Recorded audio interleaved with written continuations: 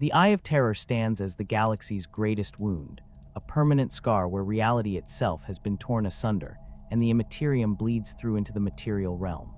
This vast region of twisted space-time, stretching across thousands of light years, did not emerge through gradual corruption or the slow machinations of chaos. Instead, it was born in a single cataclysmic moment that shattered the barriers between dimensions and gave birth to the youngest and most terrible of the Chaos Gods. The origins of this cosmic catastrophe lie not with humanity or the forces of the Imperium, but with the ancient Eldar Empire at the height of its decadent glory.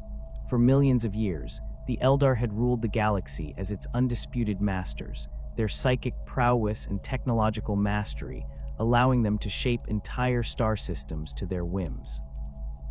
Their empire encompassed countless worlds, connected by the labyrinthine passages of the Webway, a network of tunnels through the warp that allowed instantaneous travel across vast distances without the dangers of direct warp exposure.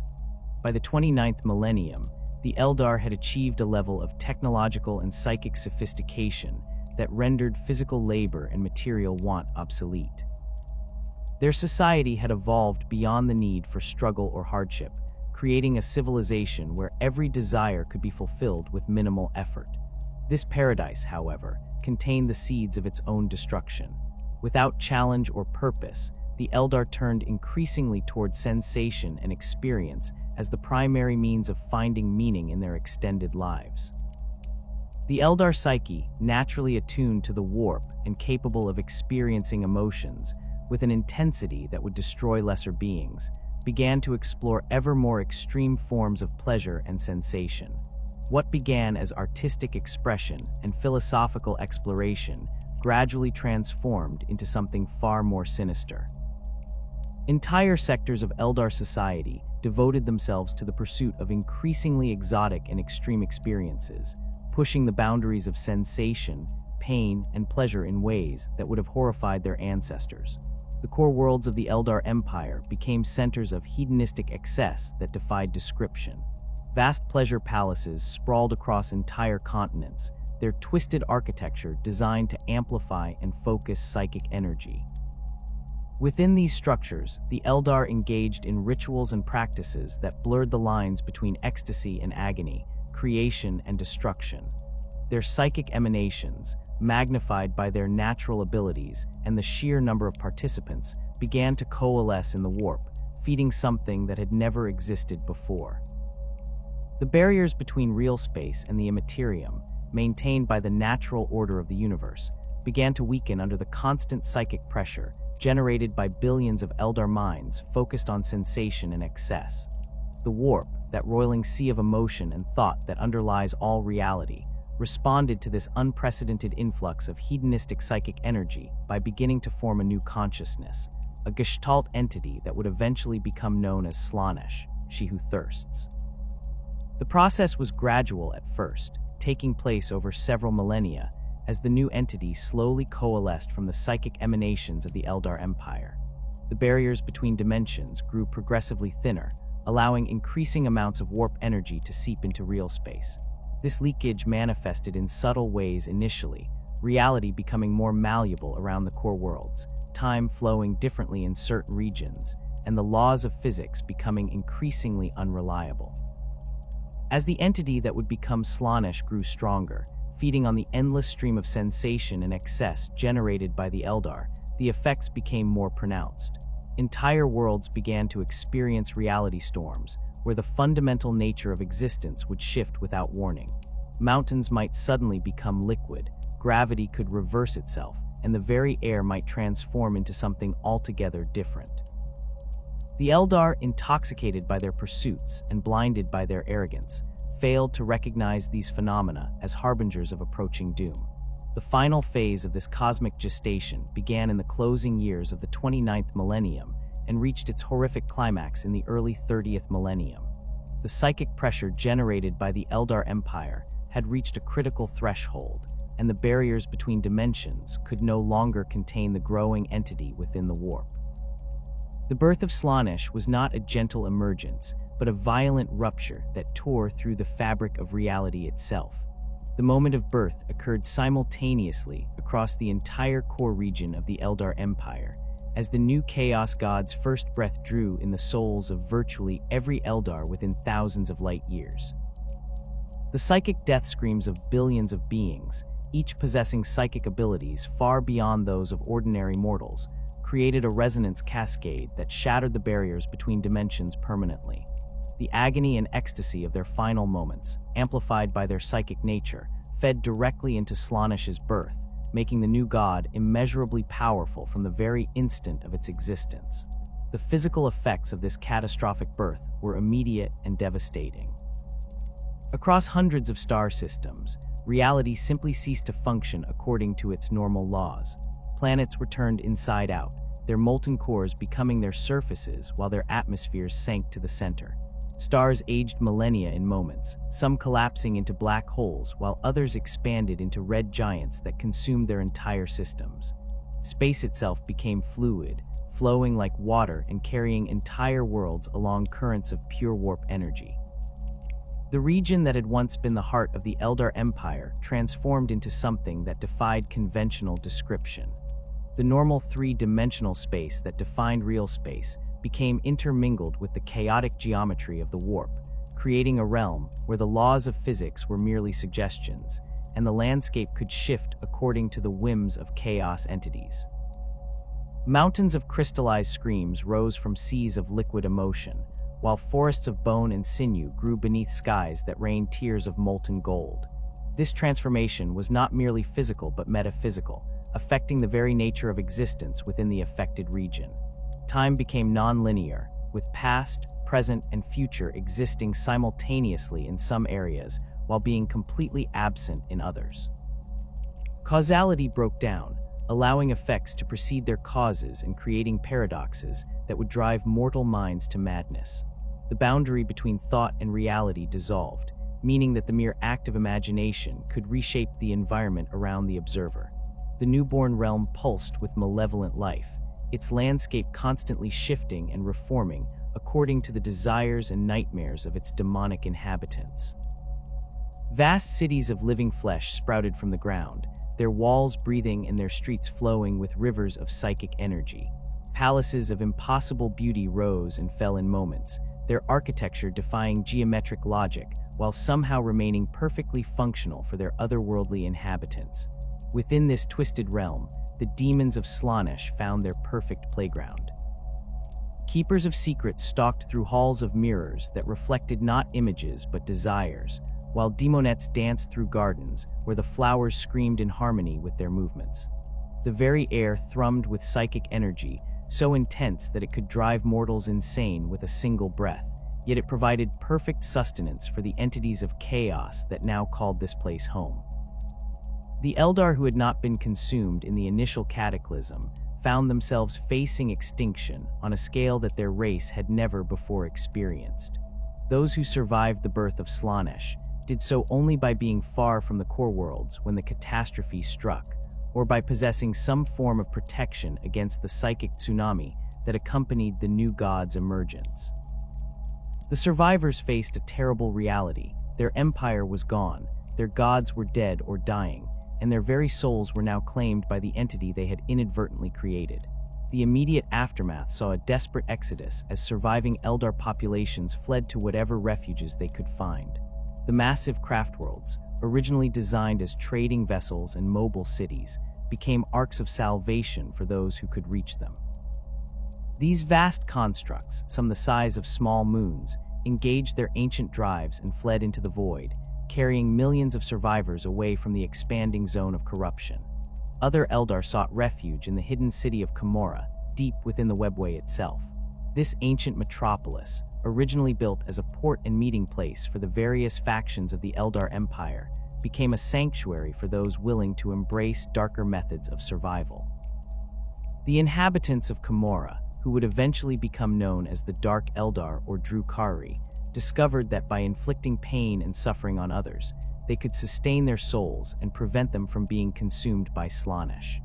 The Exodite worlds, settled by Eldar who had rejected the decadent path of the core worlds millennia earlier, found themselves vindicated in their decision to abandon the Empire's hedonistic culture.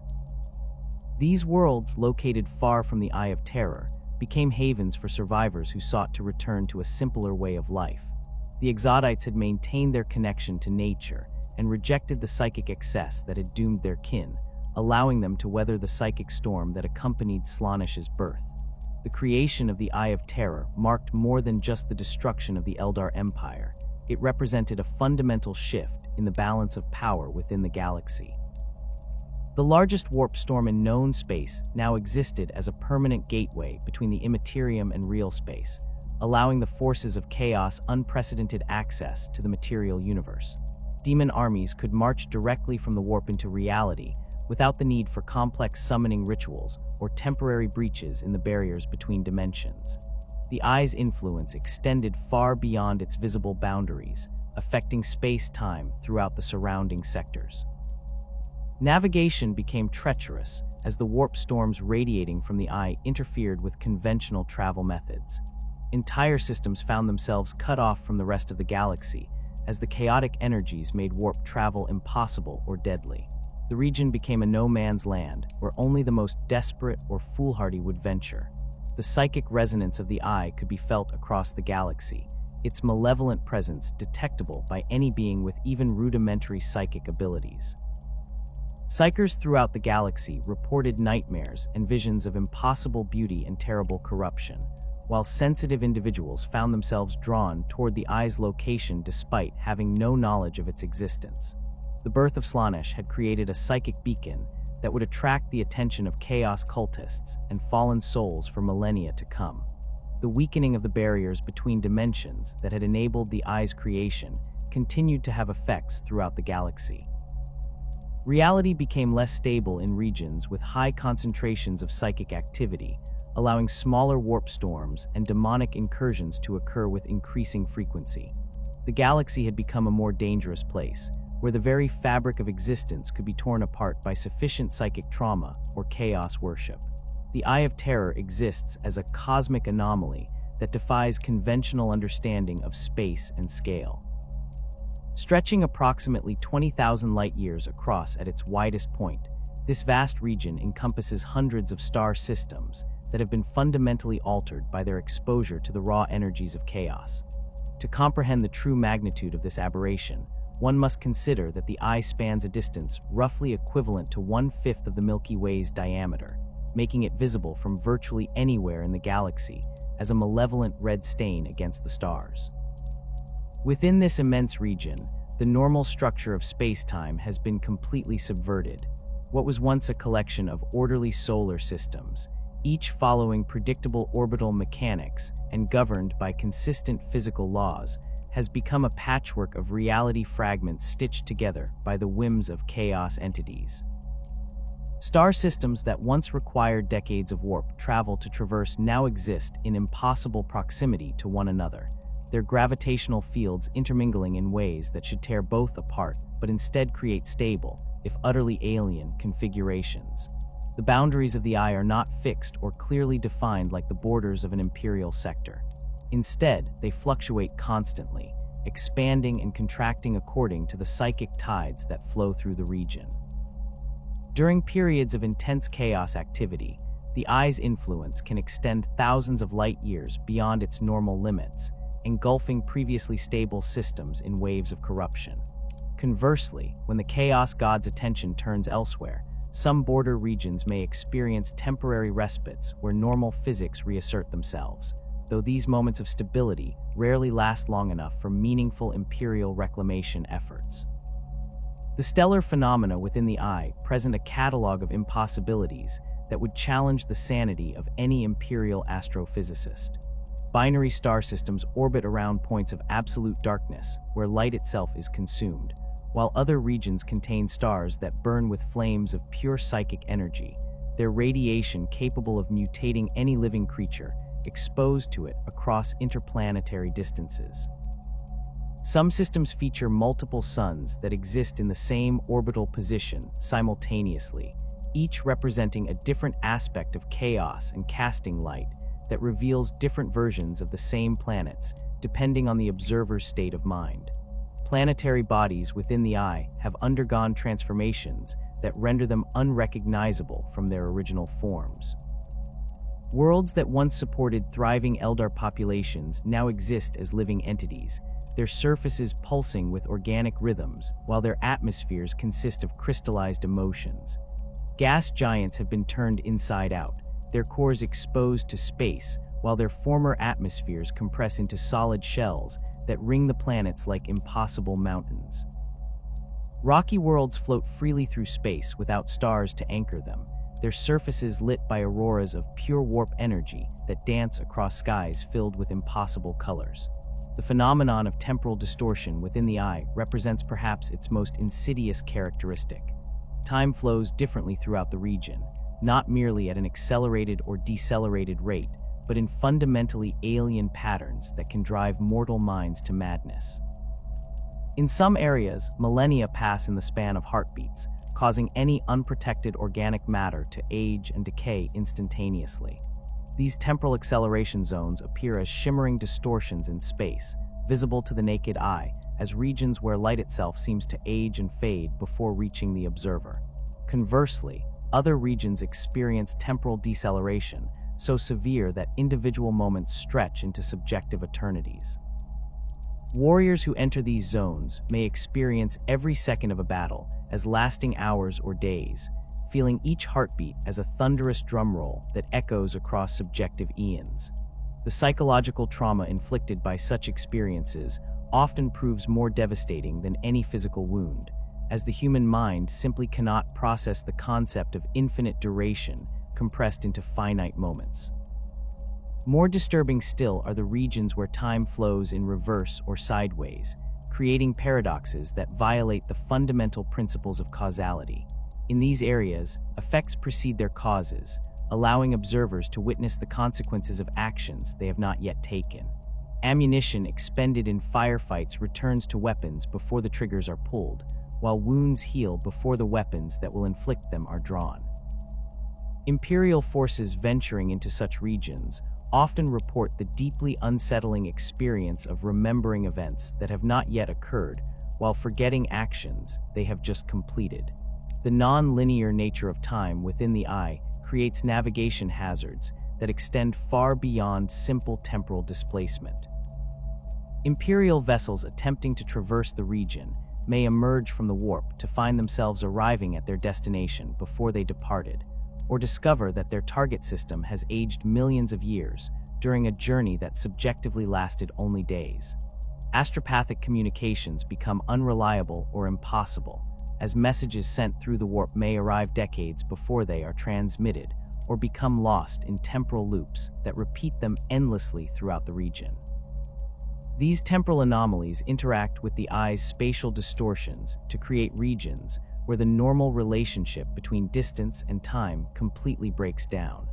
A journey of a few light years may require subjective centuries to complete, while crossing the entire breadth of the eye might take only moments if the traveler happens to follow the right currents of distorted space-time. Imperial tacticians have long since abandoned any attempt to create reliable maps of the region, as the very concept of fixed positions becomes meaningless when space itself can fold, twist, and invert without warning. The presence of demon worlds within the eye represents the ultimate expression of chaos dominion over reality. These planets have been completely reshaped by the will of the chaos gods, transformed into physical manifestations of their particular obsessions and desires. Each demon world serves as a stronghold and playground for its patron deity, a realm where the normal laws of physics have been replaced by the whims of entities whose very existence defies rational comprehension. Demon worlds dedicated to Khorne present landscapes of endless warfare and bloodshed, where the very ground consists of compacted bone and dried blood from countless battles. The skies rain brass and iron, while rivers of molten metal flow through valleys carved by the passage of titanic war machines. Mountains of skulls rise from plains of rusted weapons, their peaks crowned with fortresses built from the bones of fallen champions. The air itself carries the metallic taste of blood and the acrid smoke of burning cities, while the constant sound of battle echoes across every horizon. The gravitational fields of these worlds often exceed what should be physically possible, creating crushing environments where only the strongest can survive. Yet this extreme gravity serves a purpose beyond mere brutality, as it forces constant struggle and conflict among the world's inhabitants. Demons of Khorne engage in eternal combat across these hellish landscapes, their battles serving to generate the psychic energy that sustains their patron god, while providing entertainment for entities that view violence as the highest form of art. Worlds claimed by Nurgle present a different but equally horrifying transformation, becoming vast laboratories where disease and decay are elevated to divine status. These planets teem with impossible forms of life, organisms that thrive on corruption and feed on entropy itself. Forests of diseased trees grow fruit that contains every plague known to the galaxy, while swamps of putrid water nurture creatures that exist in states of constant decay and regeneration.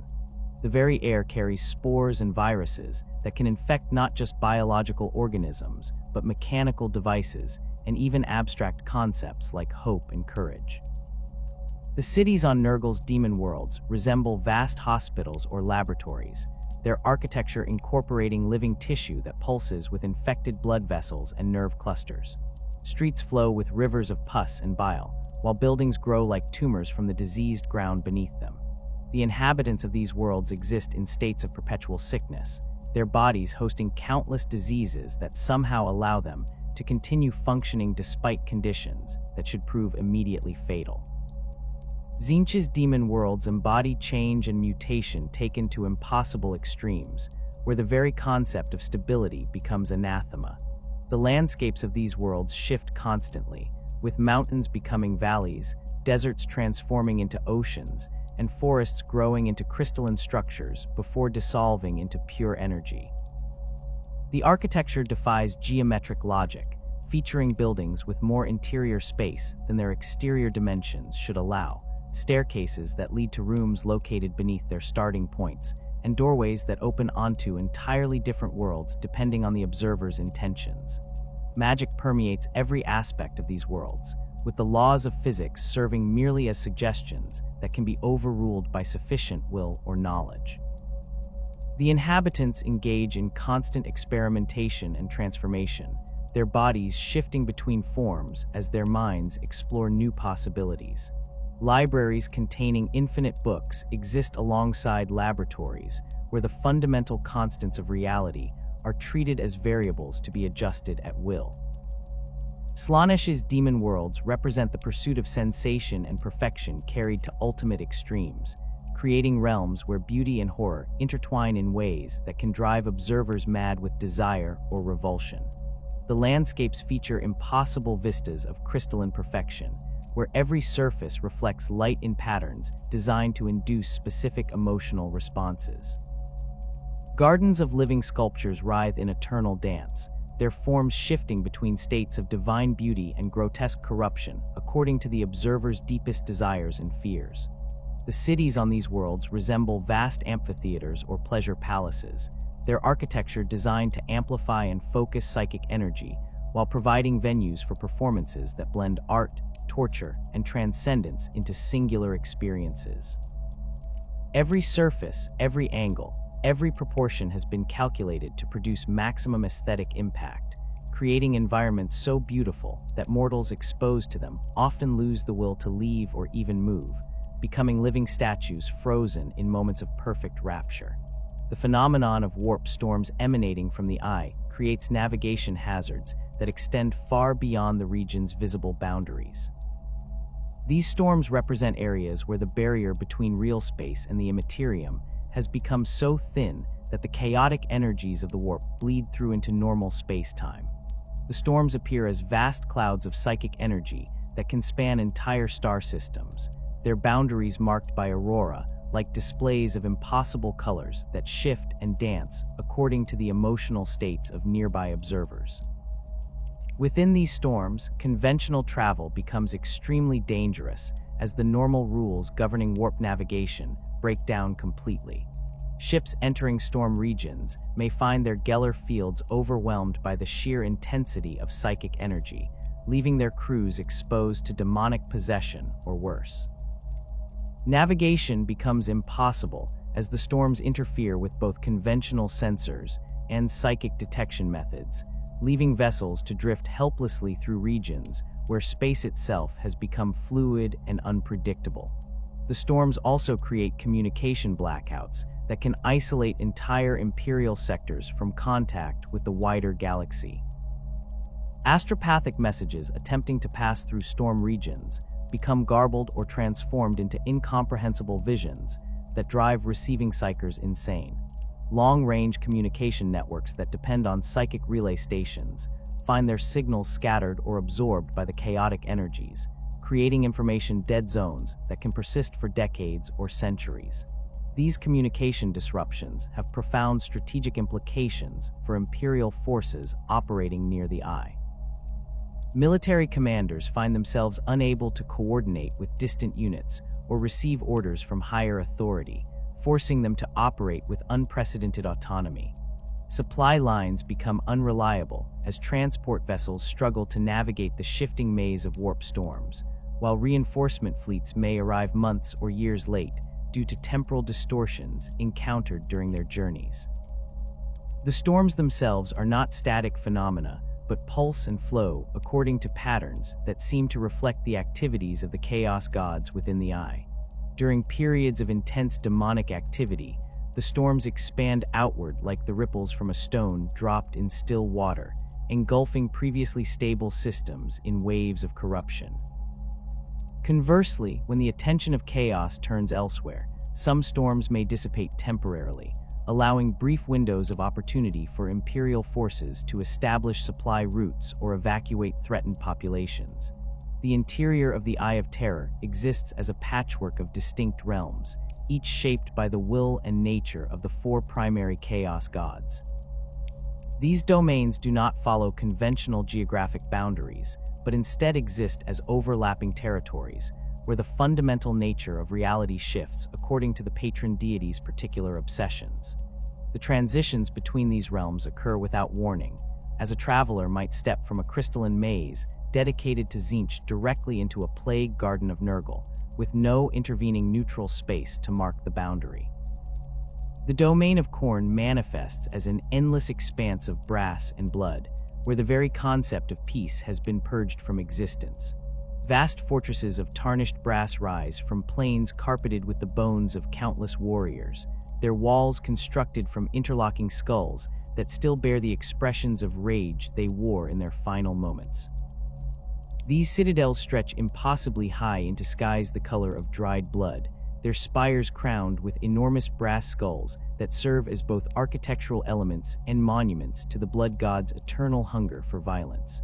The fortresses themselves defy conventional military architecture, built not for defense, but to facilitate the maximum amount of bloodshed. Walls feature gaps and breaches that appear to be structural weaknesses, but actually serve as killing grounds, where defenders can engage attackers in close combat. Towers lack arrow slits or firing positions, instead offering only melee weapons mounted on swiveling brackets that require warriors to expose themselves completely to use them. The interior courtyards are designed as arenas where the fortress's inhabitants engage in constant combat, their battles generating the psychic energy that sustains the structure itself. Rivers of actual blood flow through these domains, their crimson waters carrying the dissolved remains of warriors from battles fought across the galaxy. These waterways range from narrow streams that bubble with the blood of single combats to vast torrents that could accommodate entire fleets, their surfaces reflecting not the brass sky above, but visions of ongoing conflicts throughout the material universe. The blood maintains its liquid state despite the extreme temperatures that should cause it to coagulate or evaporate, sustained by the psychic energy generated by the endless violence that feeds these streams. The banks of these blood rivers are lined with weapon trees, grotesque growths that sprout chainswords, axes, and other implements of war from their bark-like surfaces. These weapons are not decorative but fully functional armaments that regenerate when harvested, providing an endless supply of tools for the eternal battles that rage across Khorne's domain. The trees themselves are rooted in soil composed entirely of ground bone and dried blood, their nutrients drawn from the remains of warriors who have fallen in service to the blood god. Between the fortresses stretch battlefields that have no beginning and no end, where demon legions clash in conflicts that have raged for millennia without resolution. These are not chaotic melees, but organized warfare conducted on a scale that dwarfs the greatest battles of the material universe. Formations of bloodletters advance in perfect ranks across plains of skull fragments, their brass weapons gleaming as they march toward enemies that mirror their own disciplined fury. The sound of their approach creates a rhythmic thunder that can be heard across entire continents, a drumbeat of war that serves as the heartbeat of Khorne's realm. The combatants in these eternal battles include not only demons, but the souls of warriors who died in service to Khorne throughout the galaxy's history. These spirit warriors retain their skills and memories from life, but find their bodies transformed into idealized versions of their mortal forms, enhanced for endless combat, but stripped of any capacity for mercy or retreat. They fight with weapons forged from their own crystallized rage, implements that grow sharper and more deadly with each enemy they claim. Above these battlefields, the brass sky occasionally opens to reveal glimpses of conflicts raging on distant worlds, allowing the demons below to witness and draw inspiration from mortal warriors who serve their patron. These visions serve both as entertainment and as recruitment opportunities, as particularly impressive displays of martial prowess can attract the attention of demon princes who may choose to elevate worthy mortals to join their eternal armies. The temperature within Khorne's domain fluctuates wildly, from the searing heat generated by the brass fortresses to the bone-chilling cold that emanates from ancient battlefields where the psychic resonance of mass death has frozen the very air. These temperature variations create constant thermal winds that carry the scent of blood and the sound of distant combat across vast distances, ensuring that no corner of the domain remains untouched by the presence of war. In stark contrast to Khorne's straightforward brutality, Tzeentch's territories within the present labyrinthine realms where reality itself becomes a puzzle to be solved. These domains take the form of vast crystalline mazes that extend in all directions, including dimensions that mortal minds cannot properly perceive.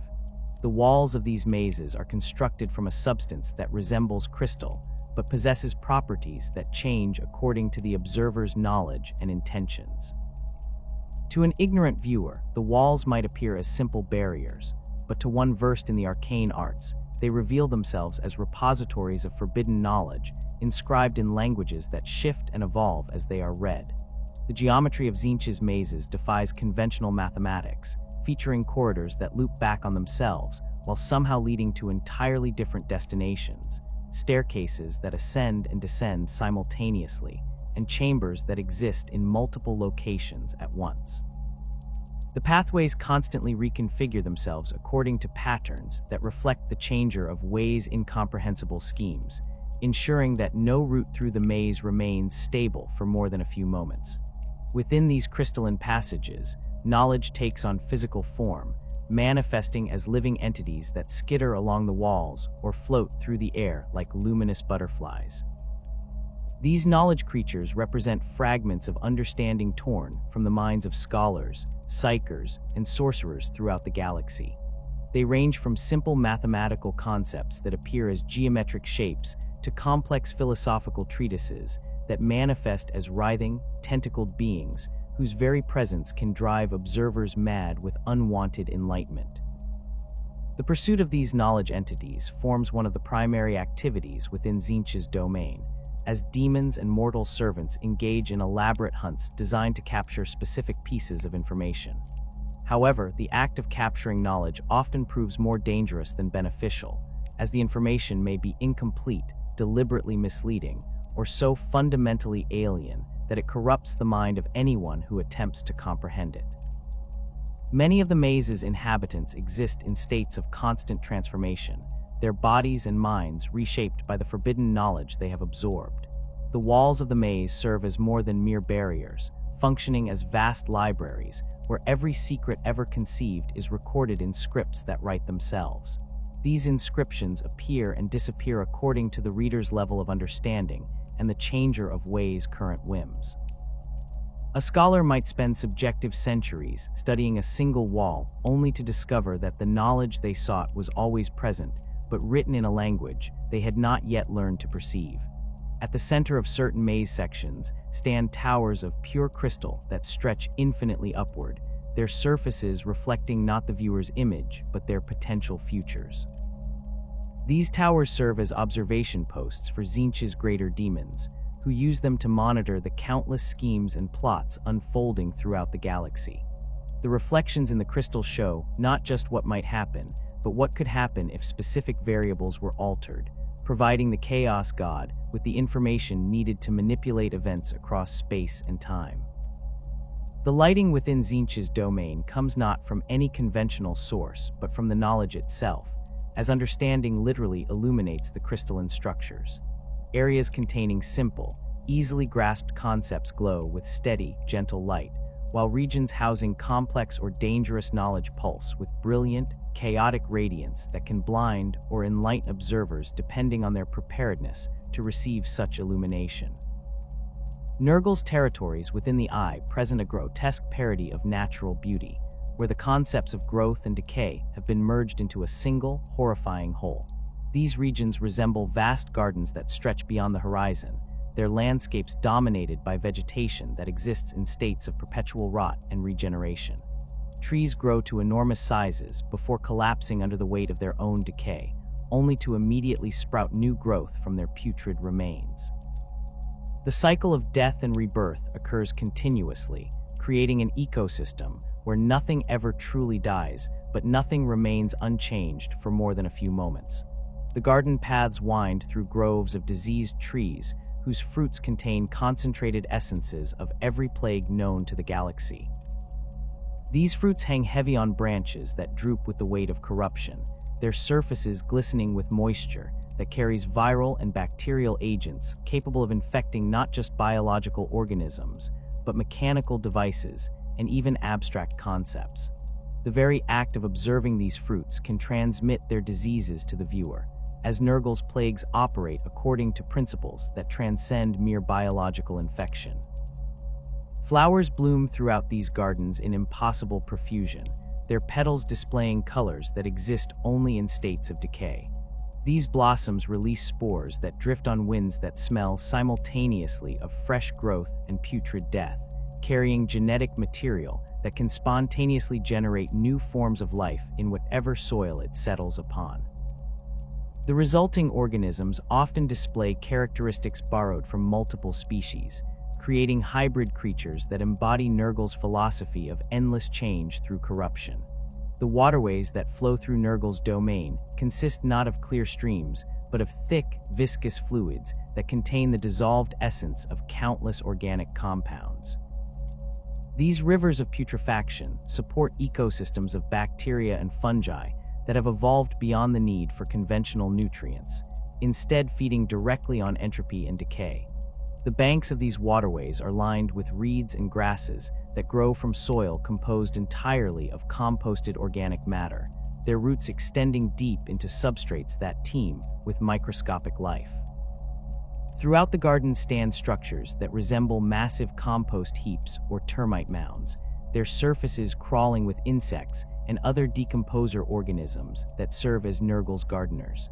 These structures house the plague god's demon servants, who tend the gardens with the same care that mortal gardeners might show to prize roses. The demons carefully cultivate new strains of disease, crossbreeding different pathogens to create hybrid plagues that combine the most virulent characteristics of their parent organisms. The atmosphere within Nurgle's domain carries a thick, humid quality that makes every breath feel substantial, as if the air itself possesses nutritional value.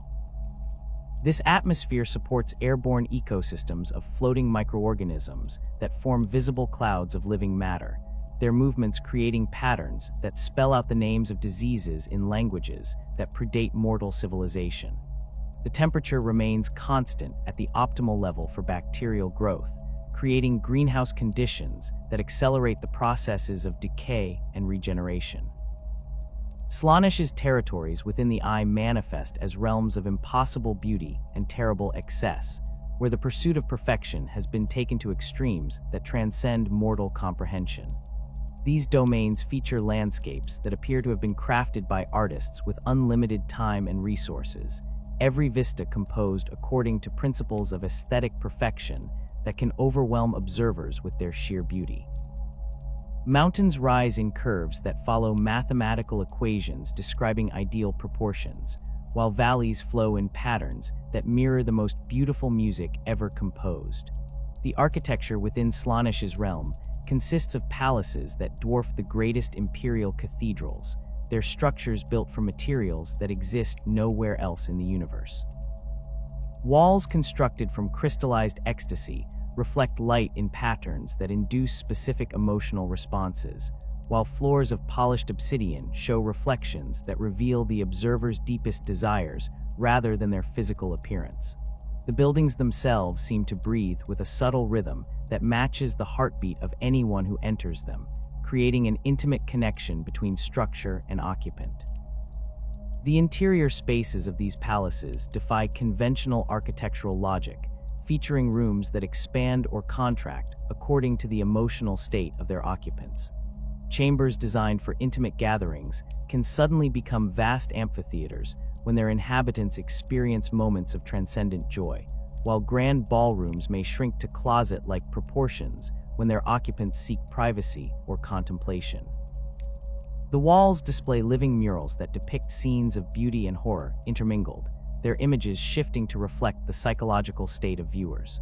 Gardens within Slaanish's domain feature plants that have been bred not for practical purposes, but for pure aesthetic impact.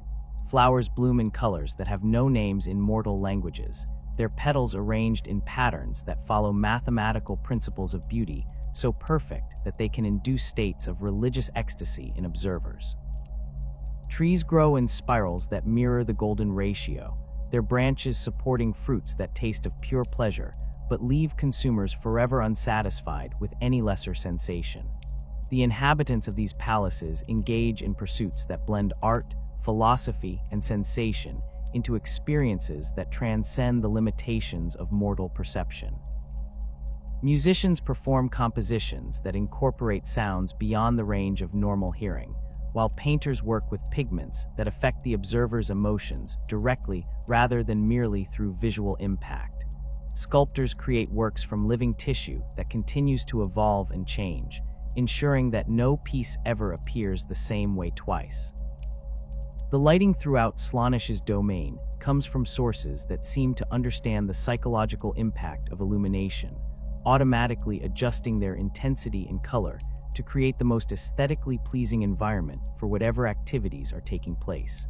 Shadows fall in patterns that enhance rather than obscure the beauty of their surroundings, while highlights emphasize details that might otherwise go unnoticed. The very air shimmers with an opalescent quality that makes everything appear slightly more beautiful than it actually is, creating an environment where reality itself has been enhanced for maximum aesthetic impact. The final assault on the imperial palace had failed.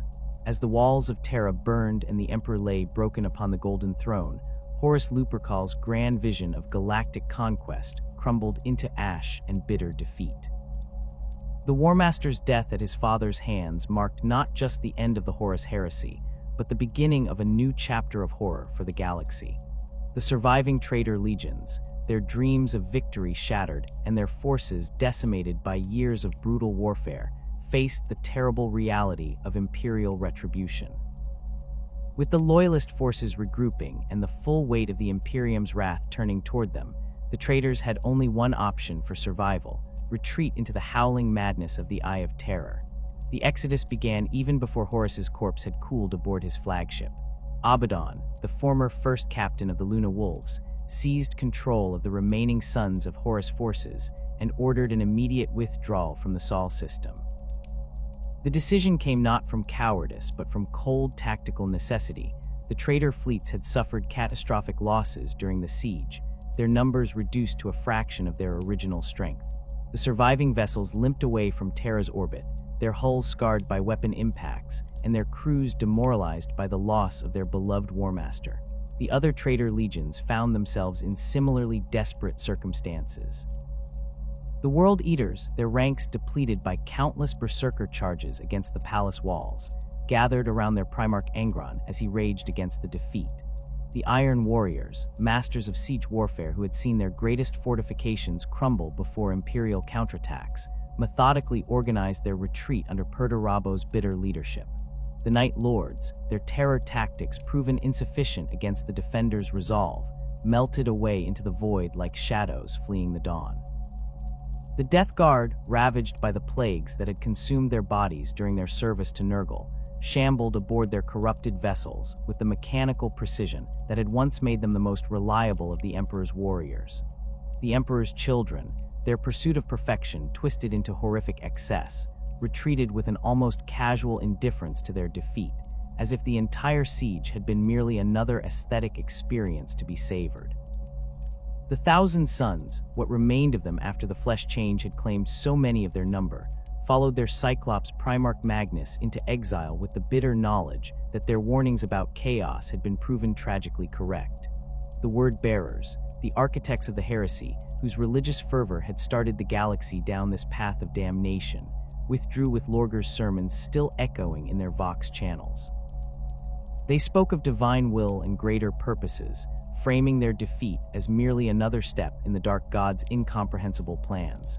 The Alpha Legion, true to their nature, seemed to vanish entirely, their withdrawal so perfectly executed that Imperial forces could never determine exactly when or how they had departed.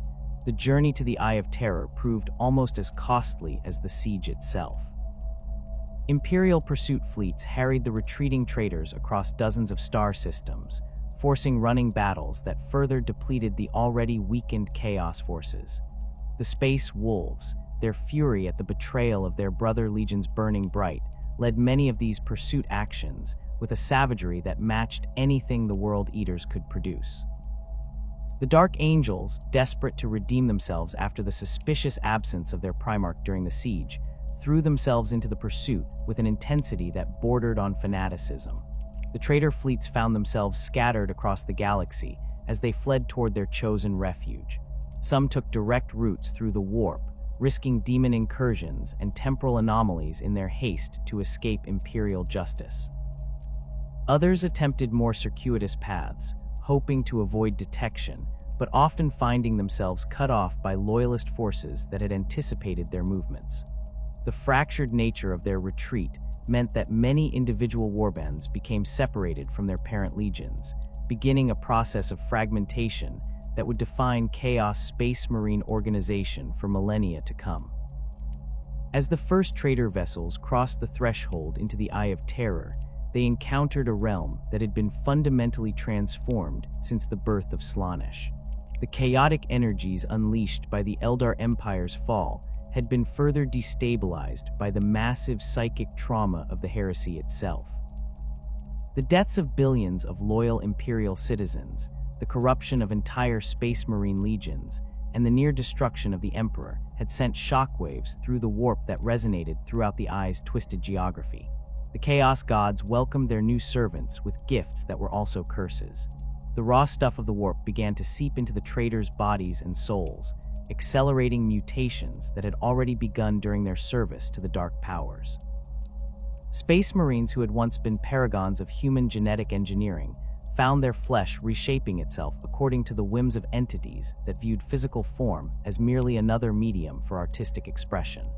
The Sons of Horus, renamed the Black Legion in bitter acknowledgement of their failure, experienced transformations that reflected their patron's nature as the Warmaster of Chaos. Their power armor fused with their flesh, creating hybrid forms that were part machine, part demon. Their weapons began to exhibit malevolent intelligence, whispering tactical advice that came with a price in sanity and soul. Abaddon himself underwent changes that elevated him beyond his original nature as a space marine, his body becoming a vessel for the combined will of all four Chaos Gods. The World Eaters found their berserker rage amplified beyond all previous limits as Khorne's influence saturated their beings. The psycho-surgical implants that had once regulated their aggression became obsolete as demonic possession provided a more direct path to eternal fury. Their chain axes grew teeth that regenerated from the wielder's own bone marrow, while their armor sprouted spikes that fed on the blood of enemies. Many World Eaters found their bodies swelling with unnatural muscle mass as Khorne reshaped them into more efficient killing machines. The Emperor's children embraced their transformation with the same enthusiasm they had once shown for martial perfection. Slaanesh's gifts manifested as enhanced senses that could perceive beauty and horror in ways that would drive normal humans insane. Their armor became living art, its surfaces shifting to display patterns that reflected the wearer's emotional state. Their weapons evolved into instruments of exquisite torture, designed not just to kill, but to extract the maximum possible sensation from both victim and wielder. The Death Guard discovered that their service to Nurgle had made them functionally immortal, but at a cost that would have horrified their former selves. Their bodies became walking ecosystems, hosting countless diseases and parasites that somehow allowed them to continue functioning despite conditions that should have been immediately fatal. Their armor rusted and corroded, but never failed completely, becoming part of their flesh in a symbiosis that blurred the line between machine and organism. The establishment of fortress worlds within the Eye began almost immediately as the traitor legions sought to create bases from which they could plan their eventual return to the material universe. These worlds, claimed from the Eye's chaotic geography through a combination of force and negotiation with demonic entities, became laboratories for the development of new forms of warfare and corruption. The process of claiming a world within the Eye required more than simple conquest. The planets themselves were often sentient entities that had to be bargained with, threatened, or somehow convinced to accept new inhabitants. Some worlds demanded tribute in the form of souls or emotions, while others required their new occupants to participate in elaborate rituals that bound them to the planet's essence. The most successful fortress worlds were those where the claiming legion's nature aligned with the world's existing characteristics, creating symbiotic relationships that benefited both parties.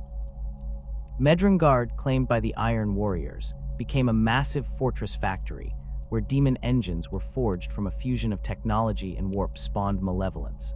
The planet's surface was reshaped into a single, continent-spanning fortification, whose walls incorporated the screaming faces of defeated enemies into their structure.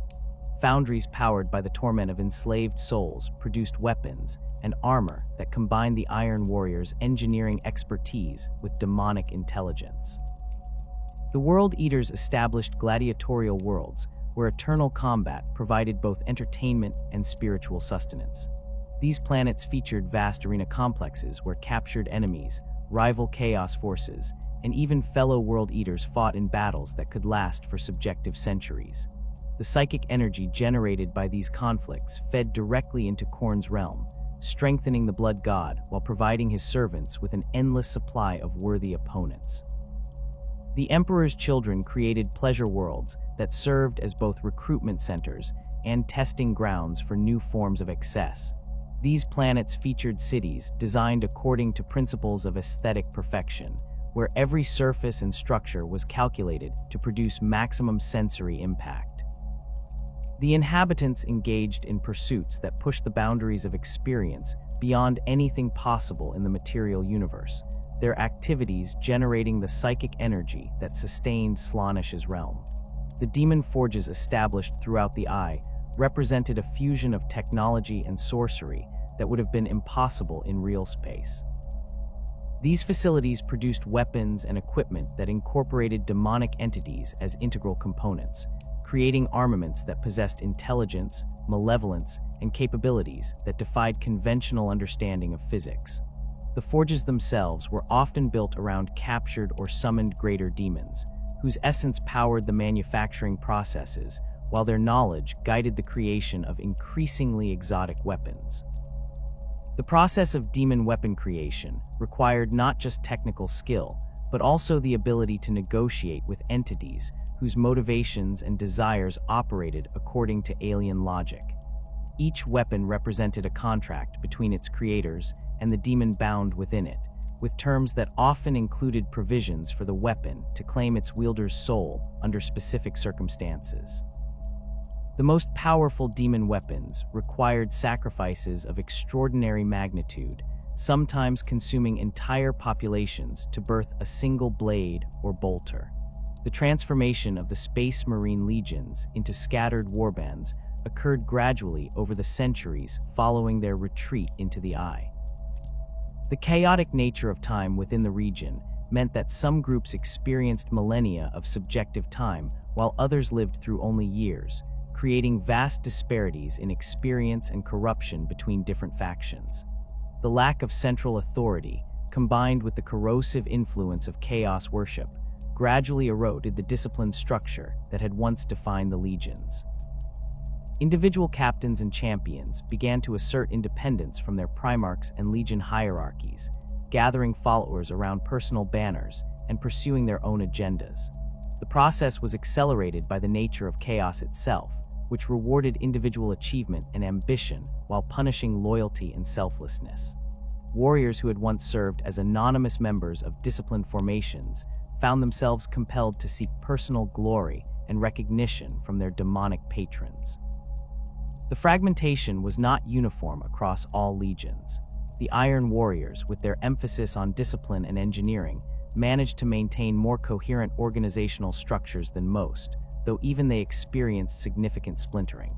The Word Bearers, united by their religious fervor, retained more cohesion than the other legions, but still saw the emergence of competing theological factions that interpreted chaos doctrine in different ways. The most dramatic fragmentation occurred among the Emperor's children, whose pursuit of individual perfection made collective action increasingly difficult.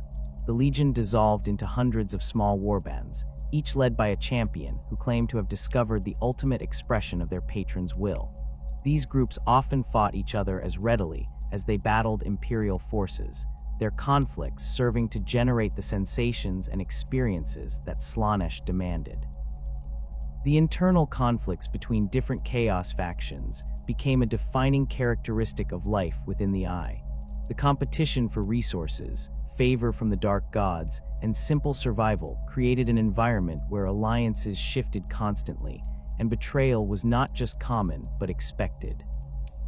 The chaos gods themselves encouraged this infighting, viewing it as a form of entertainment and a method for ensuring that only the strongest and most cunning of their servants survived to serve their purposes. The rivalry between Abaddon's Black Legion and the other traitor forces became particularly intense as the former first captain of the Luna Wolves sought to establish himself as the new Warmaster of Chaos. His claims to leadership were disputed by Primarchs who saw no reason to subordinate themselves to a mere space marine, regardless of his achievements or the favor he had gained from the Dark Gods. The resulting conflicts created fault lines within the Chaos forces that would persist for millennia. Abaddon's approach to leadership differed significantly from that of Horus. Where the former Warmaster had relied on charisma and brotherhood to unite the legions, Abaddon used a combination of force, cunning, and careful manipulation of chaos politics. He actively recruited warriors from all of the traitor legions, creating a force that transcended the old loyalties while positioning himself as the ultimate expression of chaos unity.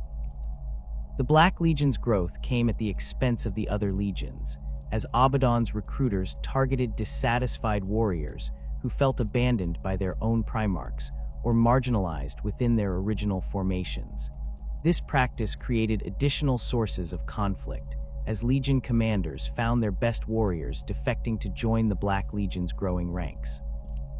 The process was facilitated by the nature of chaos worship itself, which encouraged individuals to seek power and advancement regardless of traditional loyalties. The establishment of permanent strongholds within the Eye of Terror required the traitor legions to master the art of claiming and reshaping worlds that existed according to principles utterly alien to those of real space. These fortress worlds became more than mere military installations. They transformed into living extensions of their occupants' nature, shaped by decades or centuries of exposure to the raw energies of chaos.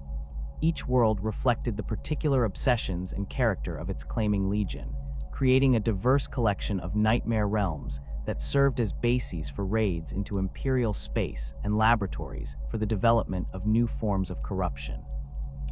Sikaris stands as perhaps the most significant of these corrupted worlds, serving as the primary stronghold of the Word-Bearers' Legion and a monument to their role as the architects of the galaxy's fall to chaos. The planet's transformation began almost immediately after the Legion's arrival in the Eye, as Lorgar and his Dark Apostles set about reshaping its surface according to their vision of perfect devotion to the Dark Gods. The world that emerged from this process bore no resemblance to its original form, having been rebuilt as a vast shrine world dedicated to chaos undivided. The surface of Sikaris features massive cathedral fortresses that dwarf even the greatest imperial basilicas, their spires reaching into the planet's perpetually storm-racked atmosphere. These structures follow architectural principles that incorporate elements from all four chaos gods, creating buildings that somehow maintain structural integrity despite featuring geometries that should be mathematically impossible. The walls are constructed from a black stone that seems to absorb light while simultaneously emanating a faint crimson glow, their surfaces carved with scripture in dozens of languages, including several that predate human civilization.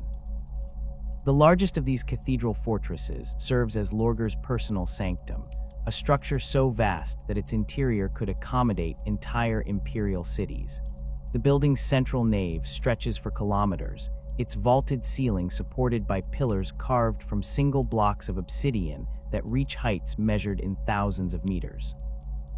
The floor consists of polished metal plates inscribed with the names of every world that has fallen to chaos since the heresy began, the list growing longer as new conquests are added through arcane rituals that update the inscriptions automatically. Within these cathedral fortresses, the Word-Bearers conduct their endless devotions to the Dark Gods, their prayers and rituals generating psychic energy that permeates the planet's atmosphere. The air itself carries the weight of accumulated worship, creating an environment where even the most minor religious observances can trigger supernatural phenomena. Candle flames burn with colors that have no names in human languages, while incense smoke forms patterns that spell out prophetic messages in scripts that write themselves across the cathedral walls. The planet's population consists not only of space marines, but also millions of human cultists who serve as both worshippers and sacrificial offerings. These mortals live in sprawling hab complexes built into the foundations of the great cathedrals, their daily lives structured around elaborate schedules of prayer, ritual, and preparation for eventual sacrifice.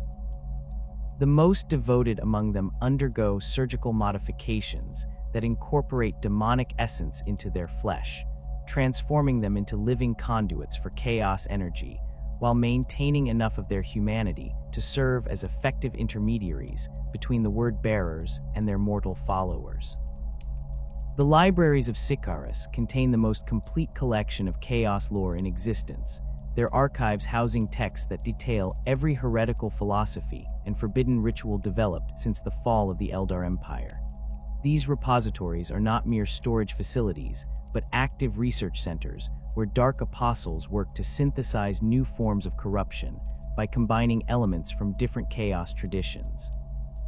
The books themselves are often bound in human skin or demon hide, their pages inscribed with ink made from the blood of martyrs and heretics alike. The planet of the sorcerers represents Tzeentch's personal gift to the Thousand Suns Legion, a world where the Changer of Ways has allowed his mortal servants to establish a realm that reflects their pursuit of arcane knowledge and mastery over the forces of change. The planet exists in a state of constant flux, its surface reshaping itself according to patterns that mirror the complex schemes and plots that Tzeentch weaves throughout the galaxy. Mountains rise and fall within hours, while seas of liquid crystal form and evaporate according to tides that follow no natural laws. At the planet's heart stands the Tower of the Cyclops, Magnus the Red's personal fortress, and the most architecturally impossible structure within the Eye of Terror. The tower appears to be constructed from crystallized knowledge itself, its walls transparent, yet somehow containing vast libraries and laboratories within their seemingly empty confines. The structure extends infinitely upward, its upper reaches disappearing into dimensions that mortal eyes cannot perceive, while its foundations sink deep into the planet's core, where they tap directly into the raw energies of the warp. The tower's interior defies conventional spatial relationships, featuring chambers that exist in multiple locations simultaneously and corridors that lead to rooms located in entirely different time periods. Magnus has arranged his personal study to overlook every possible future simultaneously, the chamber's windows showing not the planet's surface, but visions of events that may or may not come to pass. The Crimson King spends subjective centuries in this space, analyzing the threads of fate and possibility while working to unravel the schemes that led to his legion's damnation. The libraries within the tower contain not just books, but crystallized thoughts and memories extracted from the minds of scholars throughout the galaxy. These knowledge crystals can be activated by touch, flooding the user's consciousness with information that may take years to fully comprehend. The most dangerous crystals are kept in specially warded vaults, their contents so fundamentally alien or corrupting that exposure to them can transform the reader's mind into something no longer recognizably human. The planet's surface features vast crystal gardens where the Thousand Suns conduct their sorcerous experiments, their rituals causing reality to bend and twist in ways that create permanent alterations to the local space-time. These experimental zones serve as testing grounds for new spells and psychic techniques, their boundaries marked by warning runes that shift position to reflect the current danger level of the experiments being conducted within. The surviving members of the Thousand Suns who have not yet succumbed to the flesh change work tirelessly to find a cure for their condition, their research facilities scattered across the planet's ever-changing surface. These laboratories are staffed by rubric marines, the dust-filled power armor that contains all that remains of thousands of their battle brothers, their empty helms glowing with eldritch fire as they carry out their former comrades' final commands with mechanical precision. The Plague Planet serves as Nurgle's gift to Mortarion and the Death Guard, a world where the concepts of disease and decay have been elevated to divine status. The planet's transformation reflects the Death Guard's embrace of their patron's philosophy, creating an environment where corruption and putrefaction are not signs of failure, but evidence of natural processes working as intended. The world pulses with organic rhythms that match the heartbeat of the Plague God himself, its surface rising and falling like the chest of some impossibly vast organism. The planet's atmosphere consists of a thick, humid mixture of gases that would be immediately fatal to unprotected humans, but provides perfect conditions for the cultivation of every disease known to the galaxy. The air carries spores and viral particles that can infect not just biological organisms, but mechanical devices and even abstract concepts, creating plagues that attack hope, courage, and other intangible qualities. The Death Guard move through this environment without protection, their corrupted physiology having adapted to thrive in conditions that represent the ultimate expression of biological warfare. Mortarion's fortress occupies the planet's largest continent, a sprawling complex that resembles a combination of military installation and medical research facility. The structure's walls are built from compressed organic matter that continues to decay and regenerate, creating a living fortress that heals damage automatically while constantly evolving to meet new threats. The interior chambers serve as laboratories where the Death Guard conduct experiments in biological warfare, their research aimed at developing new strains of disease that can overcome even the most advanced Imperial medical countermeasures. The planet's surface features vast gardens where diseased plants grow in impossible profusion, their roots extending deep into soil composed entirely of composted organic matter. These botanical laboratories produce fruits and flowers that contain concentrated essences of specific diseases, allowing the Death Guard to harvest biological weapons with the same ease that normal farmers might collect vegetables. The gardens are tended by servitors whose bodies have been extensively modified to incorporate symbiotic organisms that assist in the cultivation process. The waterways that flow across the planet consist of thick, viscous streams that carry dissolved nutrients and bacterial cultures to every corner of the world. These rivers support ecosystems of microorganisms that have evolved beyond conventional biological limitations, some species existing as pure information that can infect data systems and corrupt machine spirits. The Death Guard used these waterways as transportation networks, their vessels designed to navigate the thick fluids while harvesting useful organisms from the water.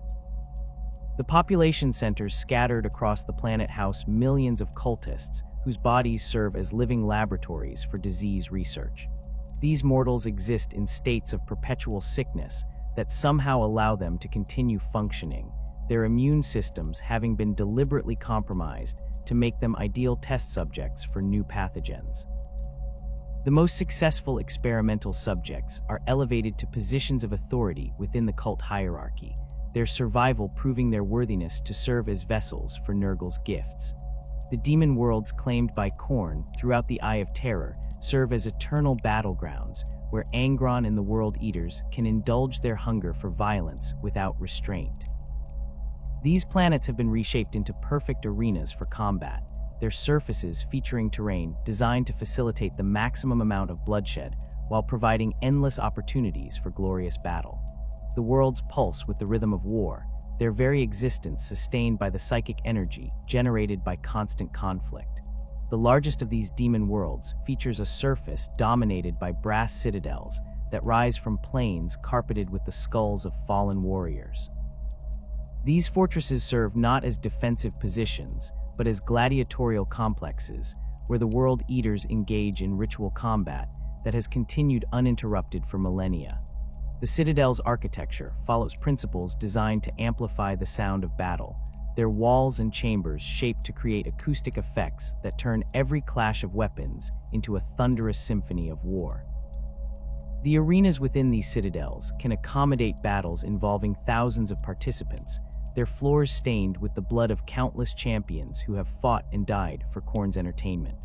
The largest arena features a floor that consists entirely of compressed bone fragments, its surface providing perfect traction for combatants while creating clouds of bone dust that add visual drama to the battles. The walls rise in tiers that can accommodate millions of spectators, though the only audiences these battles ever receive consist of demons and the spirits of dead warriors who watch from the realm of Khorne. Angron himself occupies a throne carved from a single massive skull, positioned at the center of the largest arena where he can observe every battle simultaneously. The Demon Primarch's presence amplifies the rage of every combatant within the Citadel, his psychic emanations turning even minor disagreements into battles to the death. The throne room features walls decorated with weapons taken from every enemy the World Eaters have defeated, the collection growing larger as new trophies are added after each successful raid into Imperial space.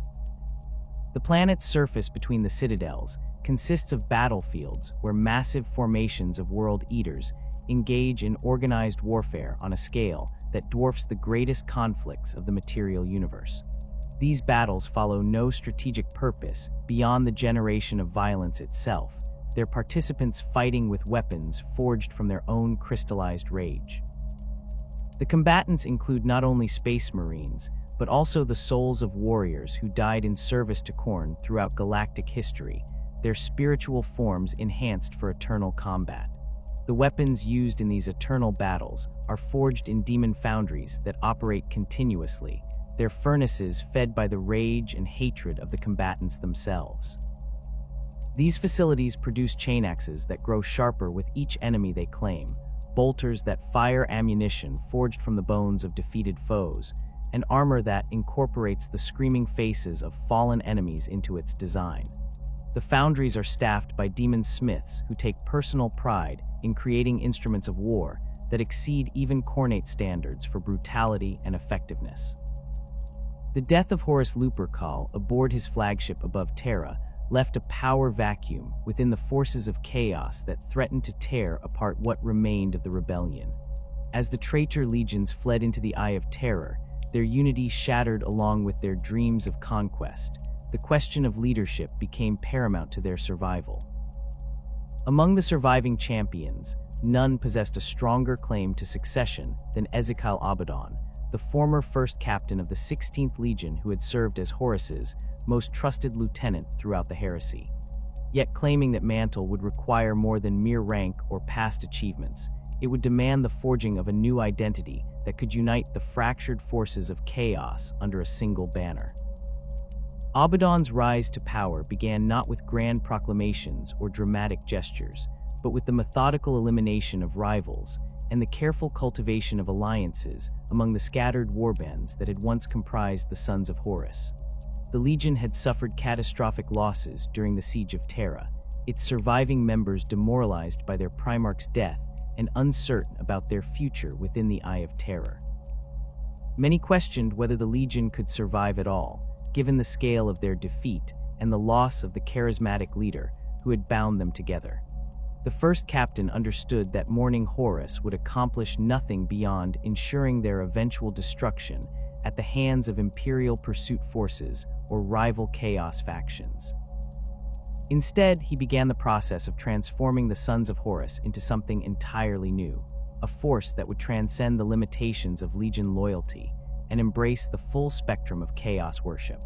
This transformation required not just organizational changes, but a fundamental shift in identity that would allow the Warband to recruit from all of the traitor legions, rather than relying solely on their own depleted ranks. The renaming of the Legion to the Black Legion represented more than symbolic gesture. It marked a deliberate rejection of their past failures and an embrace of a darker purpose. The black paint that covered their power armor served as both mourning shroud for their fallen Primarch and declaration of their new allegiance to chaos undivided rather than any single patron deity.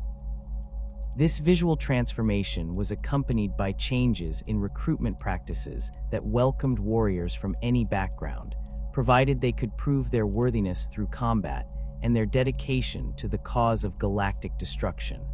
Abaddon's approach to leadership differed fundamentally from that of his former Primarch.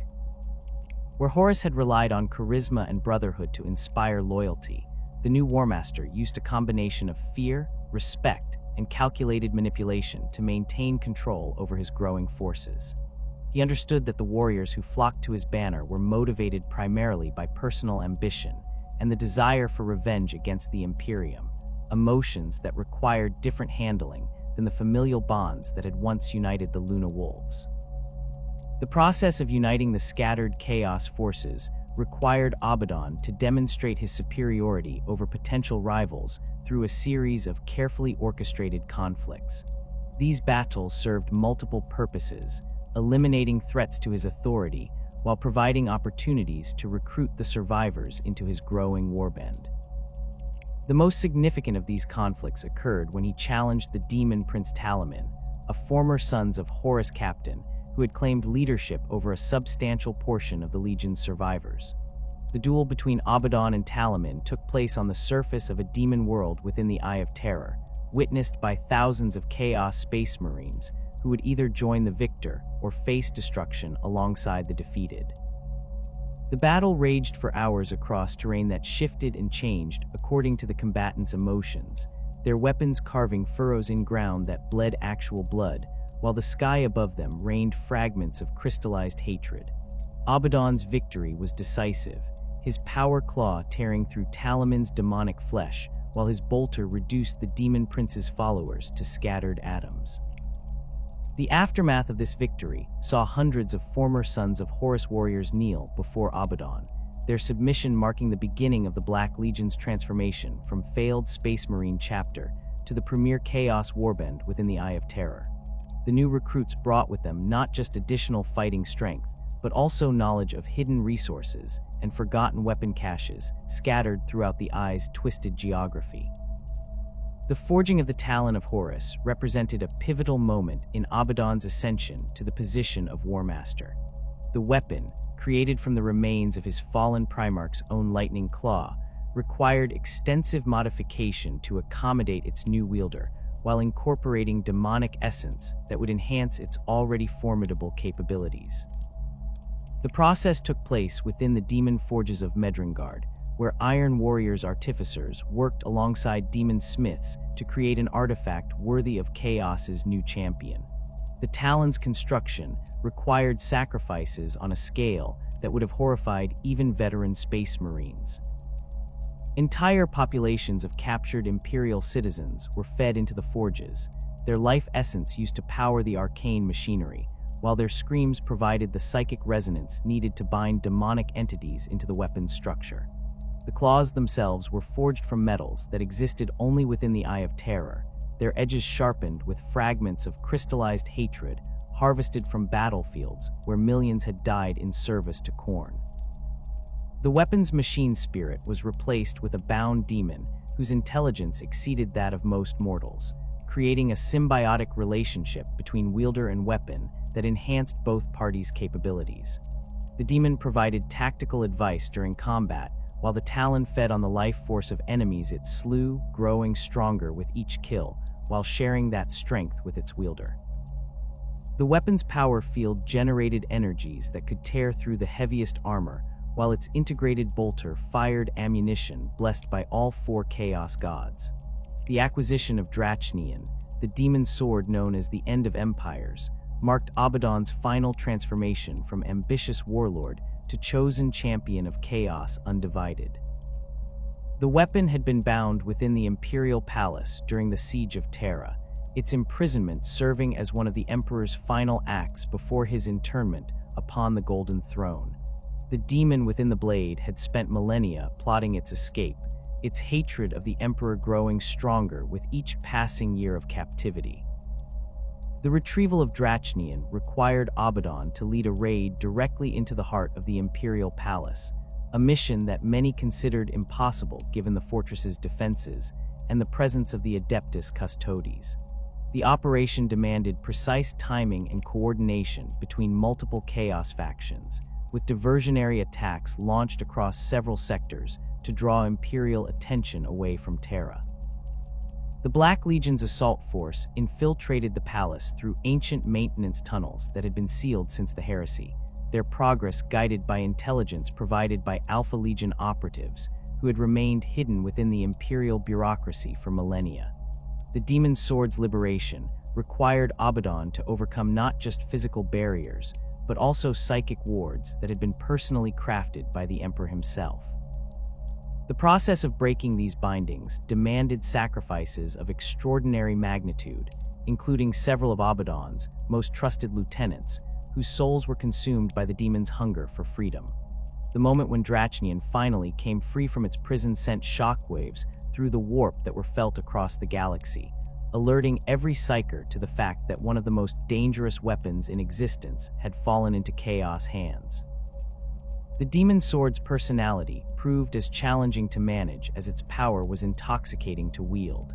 Drachnian possessed intelligence that rivaled that of greater demons, along with an ego that demanded constant acknowledgement of its superiority over mere mortal weapons. The blade whispered constantly to its wielder, offering tactical advice mixed with philosophical observations about the nature of power and the inevitability of imperial collapse.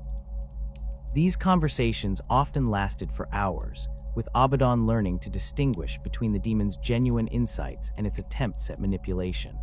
The weapon's capabilities extended far beyond simple physical damage, encompassing powers that could affect reality itself on a fundamental level.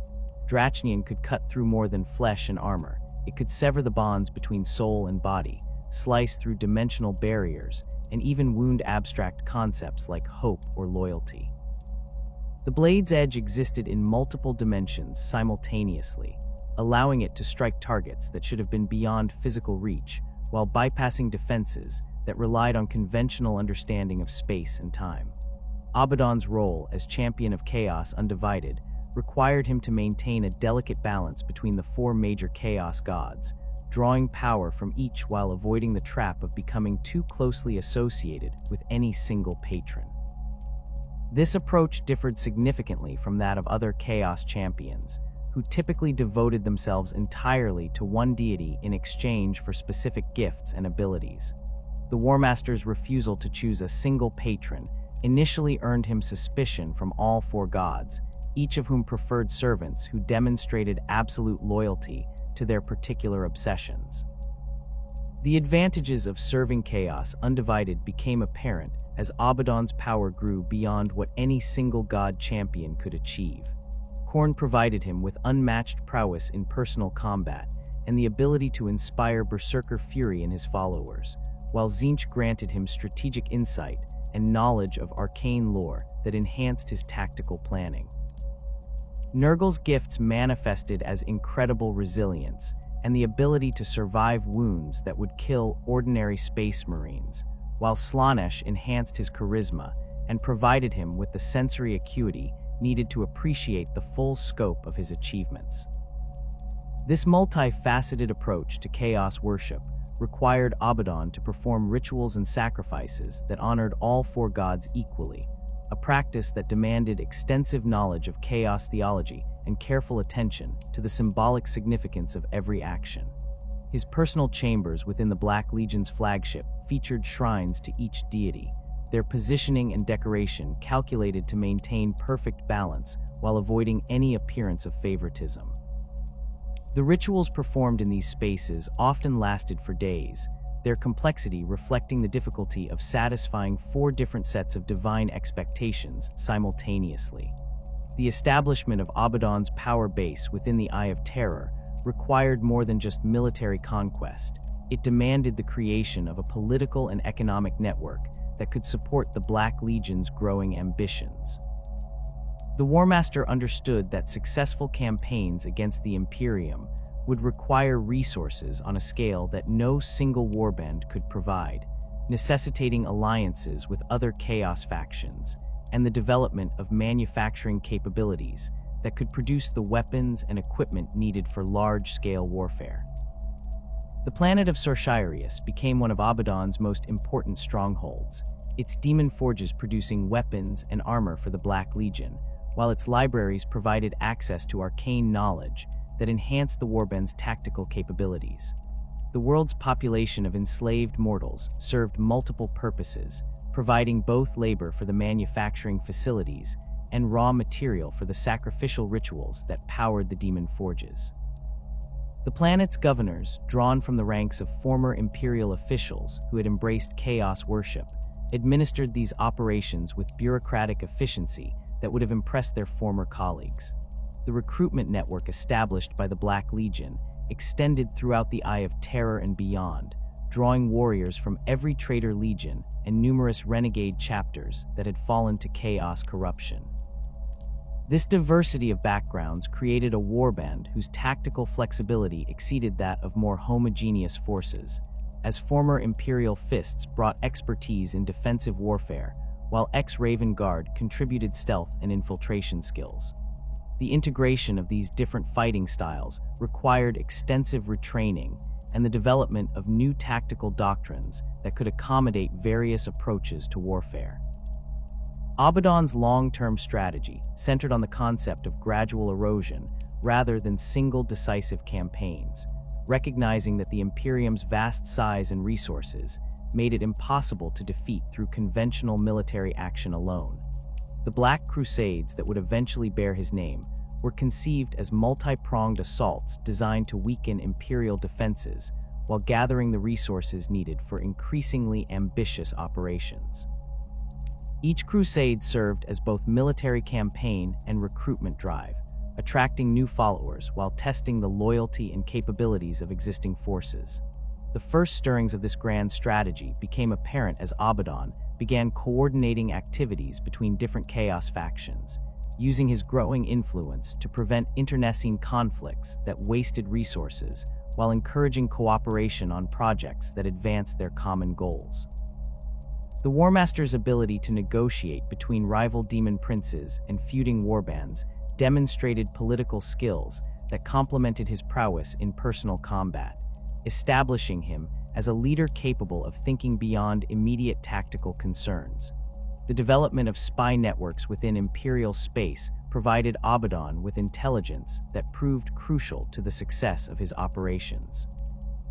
These networks, staffed by cultists who had infiltrated Imperial institutions at every level, provided detailed information about fleet movements, defensive preparations, and internal political conflicts that could be exploited during future campaigns. The most valuable agents occupied positions within the Adeptus Mechanicus and Imperial Navy, their access to technical specifications and operational plans, allowing the Black Legion to anticipate and counter Imperial tactical innovations. The consolidation of Abaddon's power within the Eye of Terror marked only the beginning of his grand design for the galaxy's destruction. The War Master understood that the forces of chaos could not remain indefinitely within their twisted sanctuary, feeding on past glories, while the Imperium grew stronger beyond the Eye's borders. The establishment of fortress worlds and the forging of alliances between rival warbands had created the foundation for something far more ambitious, a series of massive military campaigns that would test the Imperium's defenses while gathering the resources and artifacts necessary for an eventual assault on Terra itself.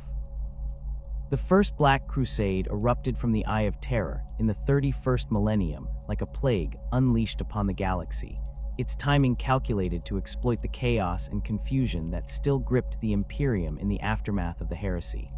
Imperial forces were scattered across thousands of worlds, struggling to rebuild their shattered fleets while purging chaos corruption from systems that had fallen during Horus's rebellion.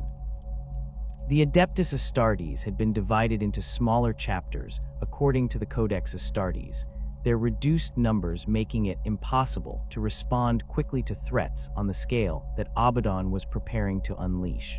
The Cadian Gate represented the most obvious target for any force seeking to emerge from the Eye of Terror in strength. This narrow corridor of stable space served as the primary route between the Eye and the wider galaxy, its strategic importance recognized by both Imperial and Chaos forces. The Imperium had fortified this passage with a network of fortress worlds whose defensive installations were designed to channel any Chaos incursion into killing zones where superior Imperial firepower could be brought to bear. The most important of these worlds was Cadia itself, a planet that had been transformed into a military fortress whose entire population existed solely to support its defensive mission. Abaddon's approach to the Cadian Gate differed from the straightforward assault that Imperial commanders had prepared to repel. Rather than launching a direct attack against the most heavily fortified positions, the Black Legion struck at the outer fortress worlds that formed the defensive network's foundation. These worlds possessed formidable defenses, but lacked the depth of fortification that made Cadia itself virtually impregnable.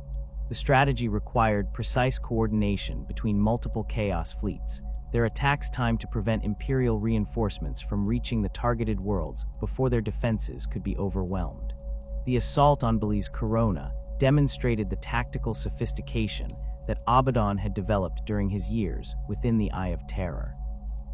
The fortress world's orbital defenses consisted of weapon platforms that could destroy entire fleets, their targeting systems linked to ground-based control centers that coordinated the defensive fire. The Black Legion's initial approach appeared to follow conventional assault doctrine, with battle barges advancing in formation toward the planet's defensive perimeter. Imperial gunners opened fire at maximum range, their weapons tracking the approaching vessels with mechanical precision. The true nature of Abaddon's plan became apparent when the leading Black Legion vessels suddenly changed course, their movements revealing that the entire formation had been a deception designed to mask the real assault force. Chaos Strike cruisers equipped with experimental cloaking devices materialized within the orbital defense grid, their weapons targeting the control centers that coordinated the platform network. The simultaneous destruction of multiple command nodes created gaps in the defensive fire that allowed the main assault force to close with the planet's surface defenses.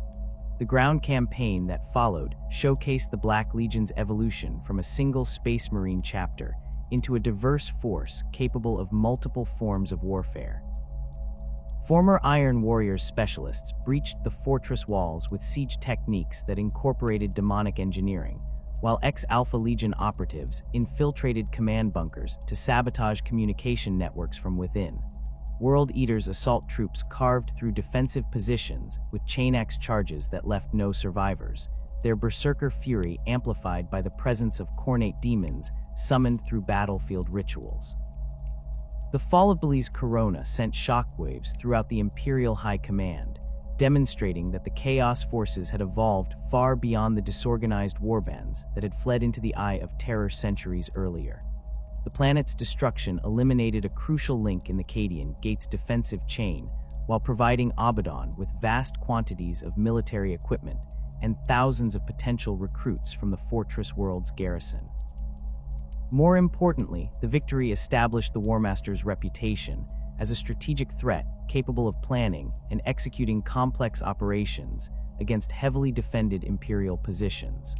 The subsequent assaults on Vigilatum and Mordax followed similar patterns, with Chaos forces exploiting weaknesses in Imperial defensive doctrine while demonstrating tactical innovations that caught their opponents off guard. The Siege of Vigilatum featured the first recorded use of demon engines on a large scale, as Iron Warriors war machines possessed by warp entities proved capable of operating in environments that would destroy conventional vehicles. These hybrid constructs combine the durability of Imperial engineering with the malevolent intelligence of demonic entities, creating weapons platforms that could adapt their tactics in real time while regenerating damage through supernatural means. The defense of Mordax collapsed when Black Legion infiltrators succeeded in corrupting the planet's machine spirits, turning the fortress world's own defensive systems against their operators. The corruption spread through the planet's communication networks like a virus, transforming servitors into homicidal maniacs while causing weapon platforms to target Imperial positions instead of Chaos forces.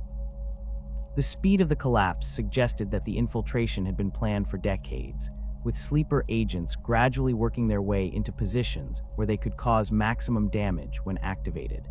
The success of these initial assaults created a domino effect throughout the Cadian Gate's defensive network, as Imperial commanders struggled to respond to threats that seemed to appear simultaneously across multiple star systems. The Chaos forces demonstrated an ability to coordinate their operations across vast distances, suggesting the existence of communication methods that Imperial intelligence had not detected. The revelation that Abaddon commanded spy networks capable of penetrating fortress worlds that had been considered impregnable forced a complete reassessment of Imperial security protocols.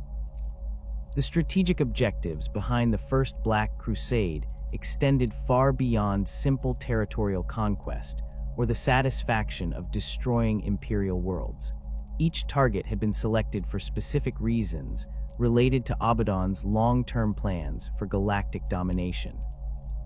The fortress worlds contained weapon stockpiles and manufacturing facilities that could support future Chaos operations, while their populations provided both recruits and sacrificial victims for the rituals that sustained demon engines and other warp-spawned war machines. The capture of Imperial naval facilities proved particularly valuable, as Chaos forces gained access to shipyards capable of constructing and maintaining the massive fleets required for large-scale campaigns. The technical specifications seized from these installations allowed Chaos artificers to develop countermeasures for Imperial weapons and defensive systems, while captured personnel provided intelligence about fleet movements and strategic planning. The most valuable prizes were the astropathic relay stations that formed the backbone of Imperial communication networks, their destruction creating information blackouts that hampered Imperial coordination, while their capture provided Chaos forces with access to encrypted Imperial transmissions.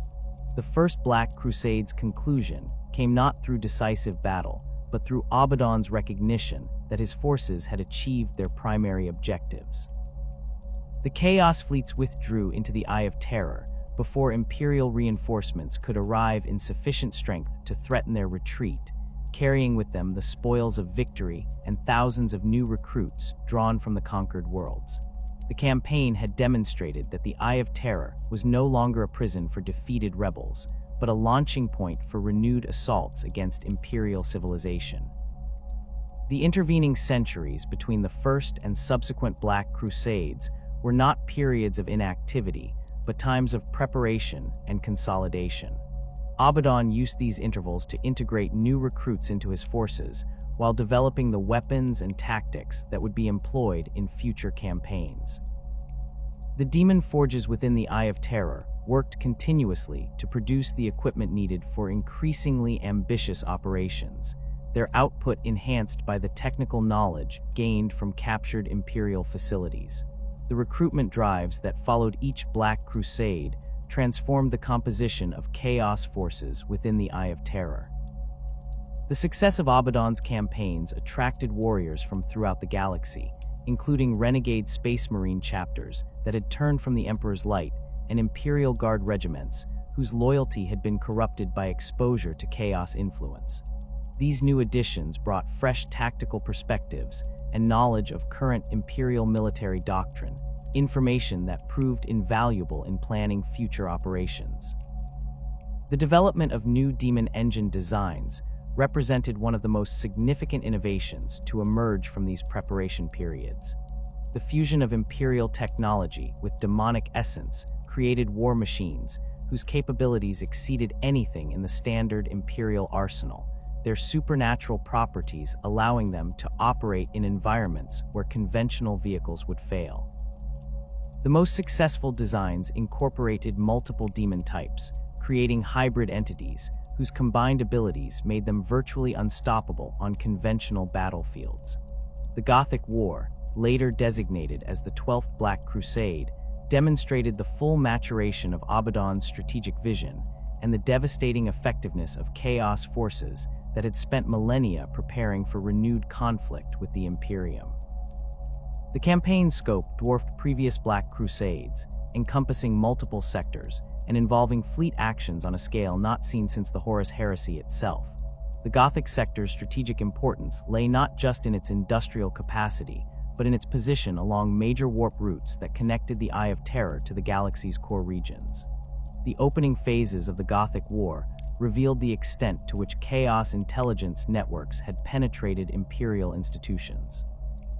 Simultaneous uprisings erupted across dozens of worlds as sleeper cells activated according to predetermined signals, their coordinated actions creating chaos that prevented effective Imperial response to the main Chaos assault. The rebels possessed detailed knowledge of Imperial defensive plans and communication protocols, suggesting that the infiltration had been ongoing for centuries under the direction of Alpha Legion operatives working in conjunction with local Chaos cults. The naval battles that characterized the Gothic War showcased new Chaos ship designs that incorporated lessons learned from previous campaigns. These vessels featured armor configurations that could deflect Imperial lance strikes while mounting weapon systems that fired ammunition blessed by the Dark Gods.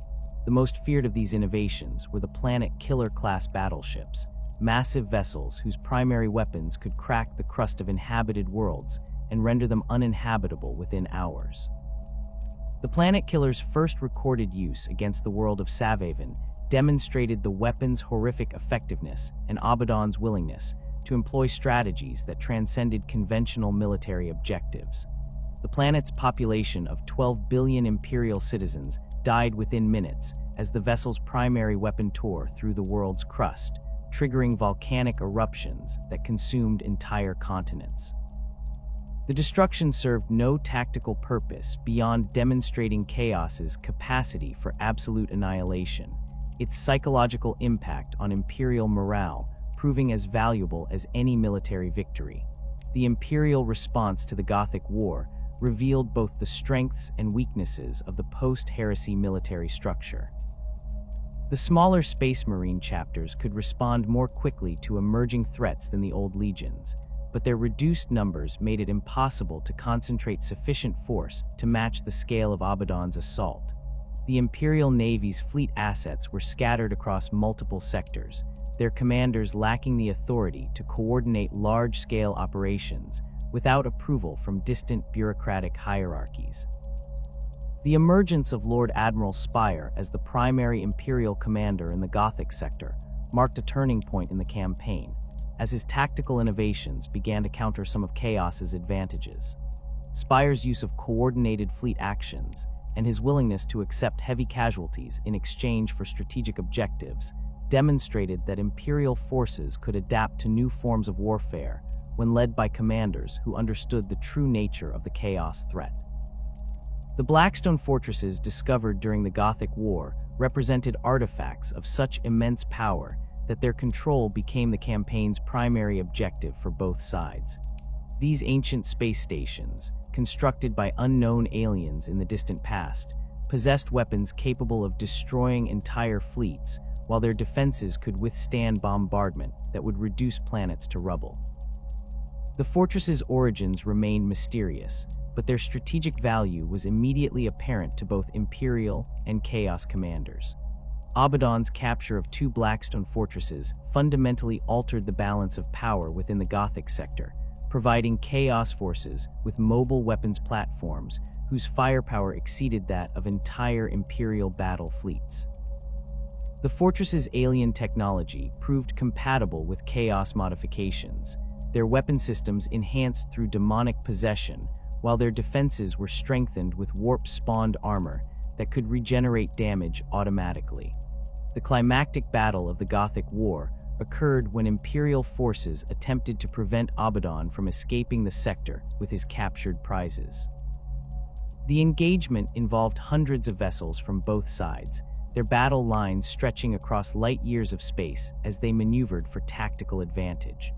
The Blackstone fortresses proved their worth as weapons of war, their primary guns carving through Imperial formations, while their secondary batteries eliminated smaller vessels with surgical precision. The war's conclusion saw Abaddon withdraw into the Eye of Terror with his objectives achieved, the captured Blackstone fortresses providing him with weapons that would prove crucial in future campaigns. The Gothic sector lay in ruins, its industrial capacity destroyed, and its population decimated by years of warfare. The campaign had demonstrated that Chaos forces could now challenge the Imperium on equal terms, their technological and tactical capabilities having evolved to match or exceed those of their enemies. The 13th Black Crusade represented the culmination of Abaddon's millennia-long preparation for renewed war against the Imperium, its scale and ambition dwarfing all previous Chaos campaigns. The target was Cadia itself, the fortress world that had stood as the primary barrier between the Eye of Terror and the wider galaxy for 10,000 years. The planet's destruction would open the Cadian Gate permanently, allowing Chaos forces unlimited access to Imperial space while eliminating the strategic choke point that had contained their expansion for millennia. The preliminary phases of the 13th Black Crusade began decades before the main assault, as Chaos infiltrators worked to weaken Cadia's defenses from within while external forces eliminated the supporting installations that formed the planet's defensive network. The campaign's opening moves demonstrated the sophisticated intelligence apparatus that Abaddon had developed, with coordinated strikes against targets whose selection revealed detailed knowledge of Imperial strategic planning. The Siege of Cadia itself proved to be the most brutal and prolonged battle of the 41st millennium, as Imperial defenders fought with desperate courage against Chaos forces that seemed to possess unlimited numbers and resources. The planet's fortress cities became scenes of urban warfare that continued for months, their streets running with blood as space marines from both sides engaged in close combat that left entire districts in ruins. The final assault on Cadia's primary fortress employed the full range of weapons and tactics that Abaddon had developed over the course of 13 Black Crusades. Demon engines carved through defensive positions, while possessed titans dueled with their loyalist counterparts across battlefields that spanned continents. The Blackstone fortresses captured during the Gothic War provided orbital fire support that could penetrate even Cadia's most heavily armored bunkers, their alien weapons proving capable of destroying fortifications that had withstood 10 millennia of siege.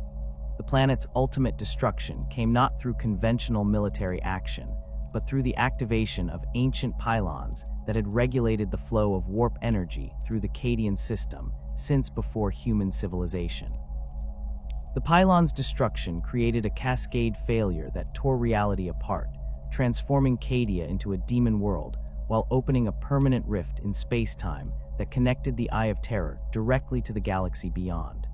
The Great Rift that emerged from Cadia's destruction split the galaxy in half, its chaotic energies creating warp storms that made travel and communication impossible across vast regions of Imperial space.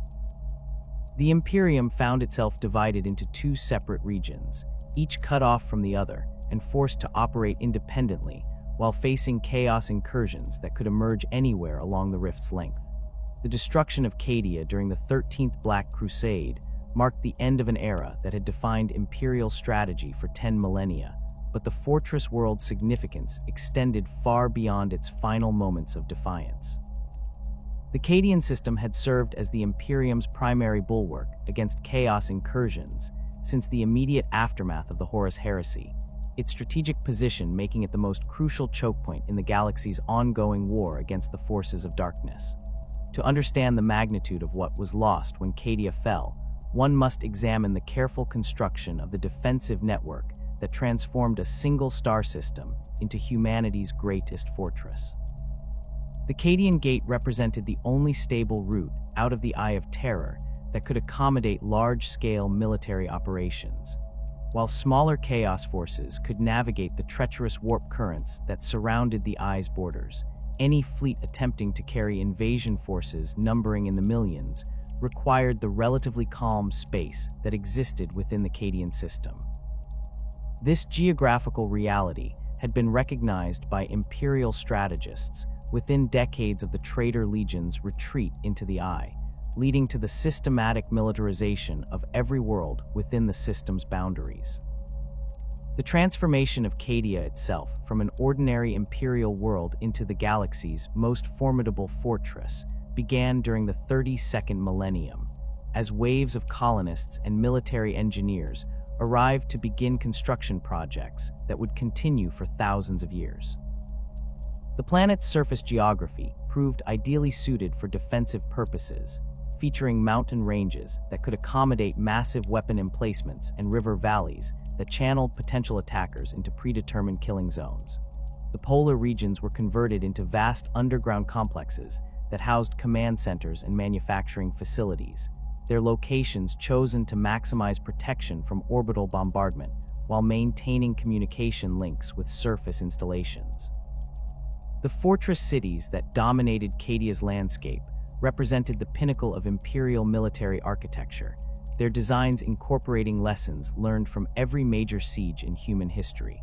Kasr Durth, the largest of these installations, sprawled across an area equivalent to a small continent, its walls rising hundreds of meters above the surrounding terrain while extending equally far below ground level. The city's defensive perimeter consisted of multiple layers of fortification, each designed to channel attackers into overlapping fields of fire while providing defenders with covered routes for repositioning and resupply. The outer walls of Kasr Durth incorporated void shield generators, whose protective fields could deflect orbital bombardment while allowing defensive fire to pass through unimpeded. These shields drew power from geothermal taps that extended deep into the planet's core, ensuring that the defensive systems could operate indefinitely without external energy sources. The wall-mounted weapon batteries included macro cannons capable of engaging targets in low orbit, their targeting systems linked to orbital sensor platforms that provided early warning of approaching threats. Behind the outer defenses lay a maze of secondary fortifications that transformed the city's interior into a three-dimensional battlefield where every building served a military purpose. Residential blocks featured firing positions cut into their walls, while commercial districts contained hidden weapon caches and communication nodes that allowed defenders to coordinate their actions, even if primary command centers were destroyed. The city's transportation network consisted of underground tunnels that could move troops and supplies without exposing them to enemy fire, their routes designed to confuse attackers while providing defenders with intimate knowledge of every passage and junction. The civilian population of Cadia existed solely to support the planet's military mission, their daily lives structured around the requirements of maintaining the fortress world's defensive capabilities. Children began military training before they could properly walk, their education focusing on weapons handling, tactical doctrine, and the maintenance of military equipment. The phrase, "the planet broke before the guard," became more than a motto. It represented a fundamental truth about Cadian society, where every citizen understood that their world's survival depended on their willingness to fight and die in its defense. The Cadian shock troopers emerged from this militarized society as the Imperium's most renowned Imperial Guard regiment, their reputation for discipline and effectiveness earning them deployment to battlefields throughout the galaxy. The regiment's training regimen began in childhood and continued throughout their military careers, creating soldiers whose tactical knowledge and combat skills exceeded those of many Space Marine chapters. Cadian officers were prized throughout the Imperial Guard for their ability to maintain unit cohesion under the most extreme circumstances, their leadership style combining rigid discipline with tactical flexibility that allowed rapid adaptation to changing battlefield conditions. The distinctive purple eyes that marked native-born Cadians resulted from generations of exposure to the unique radiation patterns that emanated from the Eye of Terror. This physical characteristic became a mark of pride among the regiment's members, distinguishing them from troops raised on other worlds while serving as a constant reminder of their homeworld's proximity to the galaxy's greatest source of chaos corruption. The radiation exposure also enhanced their resistance to psychic attacks and demonic influence, making Cadian troops particularly effective against chaos forces that relied on fear and corruption to weaken their enemies. Cadian military doctrine emphasized combined arms tactics that integrated infantry, armor, and artillery into cohesive fighting formations capable of engaging multiple enemy types simultaneously. The regiment's standard battle companies included Leman Russ battle tanks, whose crews trained alongside the infantry squads they supported, creating tactical partnerships that could respond to threats with minimal communication delays. Artillery batteries practiced rapid deployment techniques that allowed them to provide fire support within minutes of arriving at new positions, their gun crews capable of maintaining accurate fire even while under direct enemy assault. The training facilities scattered across Cadia's surface-replicated battlefield conditions from every major conflict in Imperial history, allowing troops to practice tactics against simulated orc hordes, Tyranid swarms, and chaos Space Marine assaults. The most challenging exercises took place in environments that mimicked the twisted geography of demon worlds, where normal tactical doctrine proved inadequate and soldiers had to adapt to conditions that defied conventional military logic. These training scenarios prepared Cadian troops for deployment to battlefields where reality itself could become a weapon in enemy hands. The network of fortress worlds that supported Cadia's primary defensive mission extended throughout the system and into neighboring sectors, creating a defensive zone that could absorb multiple simultaneous attacks while maintaining the integrity of the overall strategic position. Vigilatum served as the system's primary naval base, its orbital shipyards producing the escort vessels and system defense monitors that patrolled the space lanes leading to Cadia. The world's surface featured massive communication arrays that coordinated fleet movements across multiple star systems, their signals encrypted using techniques developed by the Adeptus Mechanicus specifically for anti-chaos operations. Mordax functioned as the system's intelligence center, its facilities housing the analysts and interrogators who processed information gathered from throughout the Eye of Terror's border regions. The planet's underground complexes contained detention facilities where captured chaos cultists underwent interrogation using techniques that balanced the need for information with the risk of corruption from exposure to heretical knowledge. The intelligence gathered at Mordax informed tactical planning throughout the Cadian Gate, providing commanders with advance warning of chaos fleet movements and strategic intentions. Belize Corona served as the system's primary manufacturing center, its factory complexes producing the ammunition, spare parts, and replacement equipment that sustained the defensive network's operations. The world's industrial capacity rivaled that of Forge Worlds, its production lines operating continuously to meet the enormous logistical requirements of maintaining fortress installations across multiple star systems. The planet's workforce included millions of indentured servants whose families had served the Imperium for generations. Their specialized knowledge of military manufacturing techniques passed down through bloodlines that traced their origins to the earliest days of the Fortress Network's construction. The space-based components of the Cadian Gate's defenses included orbital weapon platforms whose firepower exceeded that of Imperial Navy battleships. These installations featured lance batteries capable of destroying capital ships with single volleys, their targeting systems linked to sensor networks that could track approaching vessels from the edge of the star system. The platform's defensive systems included void shields and point defense turrets that could engage fighter craft and boarding torpedoes, while their living quarters housed the crews and tech priests responsible for maintaining the complex weapon systems. The naval patrols that monitored the approaches to Cadia operated according to protocols developed through centuries of engagement with Chaos forces. Patrol squadrons included vessels from multiple Imperial Navy battle fleets, their crews trained specifically for anti-Chaos operations, and equipped with weapons blessed by the Ecclesiarchy to enhance their effectiveness against demonic entities. The patrol routes covered every possible approach vector to the Cadian system, their overlapping coverage areas ensuring that no Chaos force could reach the fortress worlds without detection. The communication networks that linked the various components of the Cadian Gate represented one of the most sophisticated information systems in Imperial space. Astropathic relay stations provided real-time communication between distant installations, their psychic choirs protected by specialized Geller field generators that prevented Chaos interference with transmitted messages. Backup communication systems included conventional radio networks and courier vessels that could maintain contact even if psychic communication became impossible due to warp storm activity. The logistical infrastructure required to sustain the Cadian Gate's operations involved supply lines that stretched across dozens of star systems.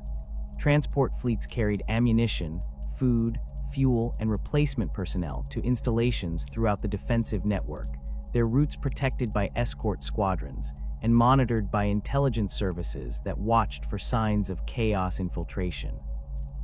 The supply depots scattered throughout the region contained stockpiles sufficient to sustain combat operations for years without resupply, their locations chosen to remain accessible even if primary supply routes were severed by enemy action. The recruitment and training systems that provided personnel for the Cadian Gate drew candidates from throughout the Segmentum Solar, their selection criteria emphasizing psychological stability and resistance to Chaos corruption. Training facilities on dozens of worlds prepared recruits for service in the Fortress network, their curricula including specialized courses on demon recognition, psychic defense, and the maintenance of equipment exposed to warp radiation. The most promising candidates received advanced training on Cadia itself, where they learned to operate within the unique environment created by proximity to the Eye of Terror. The defensive doctrine that governed Cadian Gate operations assumed that any major Chaos assault would involve forces that exceeded conventional military capabilities. Standard tactical manuals included procedures for engaging demon engines, possessed vehicles, and enemy units that could ignore normal physical laws.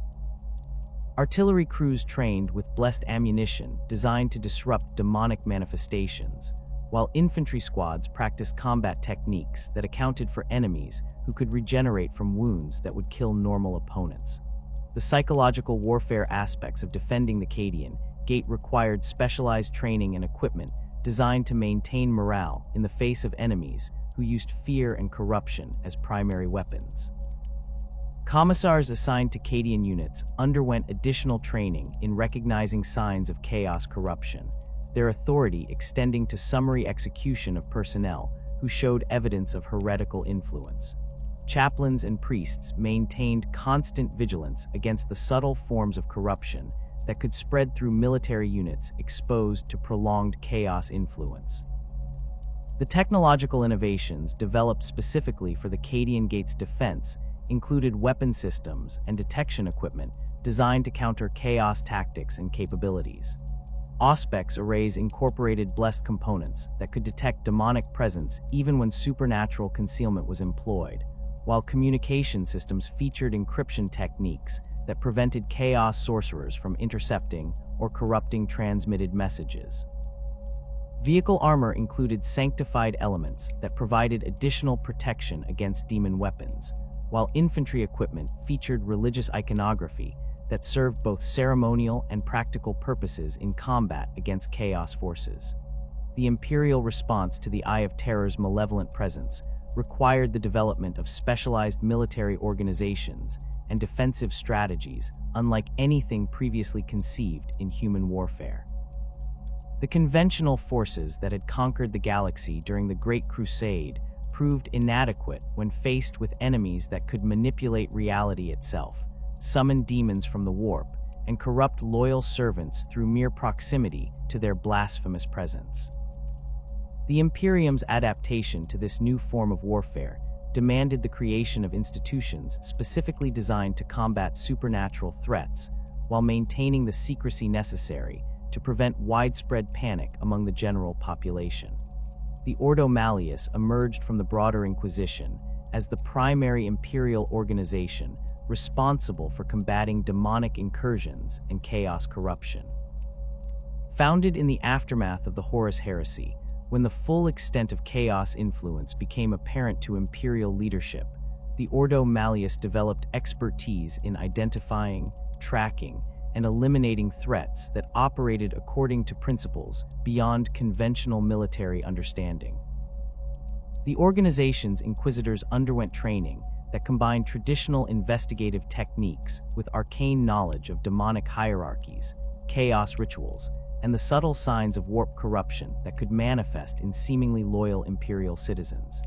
The inquisitors of the Ordo Malleus operated with authority that exceeded that of planetary governors and sector commanders, their mandate to combat chaos corruption taking precedence over all other imperial concerns. This extraordinary power proved necessary when dealing with threats that could spread through normal command structures, turning loyal officers into unwitting agents of the dark gods while maintaining the appearance of continued loyalty to the Emperor. The Inquisitors' ability to requisition entire Imperial Guard regiments, commandeer naval vessels, and even demand the cooperation of Space Marine chapters reflected the Imperium's recognition that chaos corruption represented an existential threat to human civilization. The methods employed by the Ordo Malleus often proved as destructive as the threats they sought to eliminate. Entire planetary populations faced exterminatus orders when chaos corruption reached levels that made conventional purification impossible, their deaths justified by the need to prevent the spread of heretical influence to neighboring systems. Industrial worlds that had produced tainted equipment faced complete sterilization of their manufacturing facilities, while military units that had been exposed to demonic influence underwent purges that sometimes eliminated entire regiments to ensure that no trace of corruption survived. The Grey Knights represented the ultimate expression of imperial dedication to combating the demonic threat, their creation marking one of the most closely guarded secrets in imperial history. Founded by the Emperor himself during the final days of the Horus Heresy, this chapter of Space Marines underwent genetic and psychic modifications that made them uniquely suited for warfare against entities from the warp. Unlike other Space Marine chapters, every Grey Knight possessed psychic abilities that had been carefully cultivated and trained to resist chaos corruption, while providing them with weapons that could harm demons in ways that conventional armaments could not. The recruitment process for the Grey Knights differed fundamentally from that of other Space Marine chapters. Candidates were selected not just for physical prowess and mental resilience, but for psychic potential that could be developed into specific abilities useful against demonic opponents. The selection criteria were so stringent that entire worlds might be screened to find a single suitable candidate, their populations subjected to tests that identified individuals with the rare combination of psychic talent and incorruptible character necessary for induction into the chapter.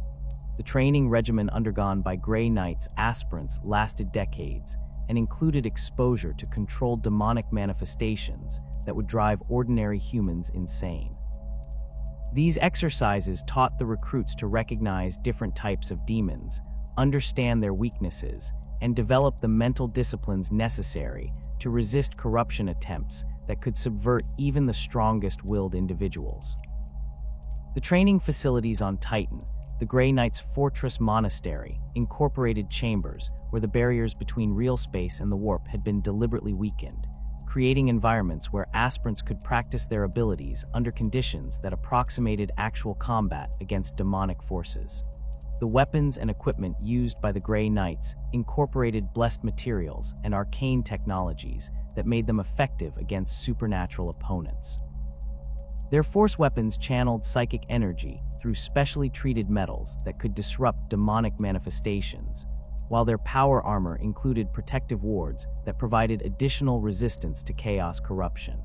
The chapter's vehicles and aircraft featured similar modifications, their machine spirits blessed by the most senior tech priests and protected by religious iconography that served both ceremonial and practical purposes in combat against entities that could possess mechanical systems.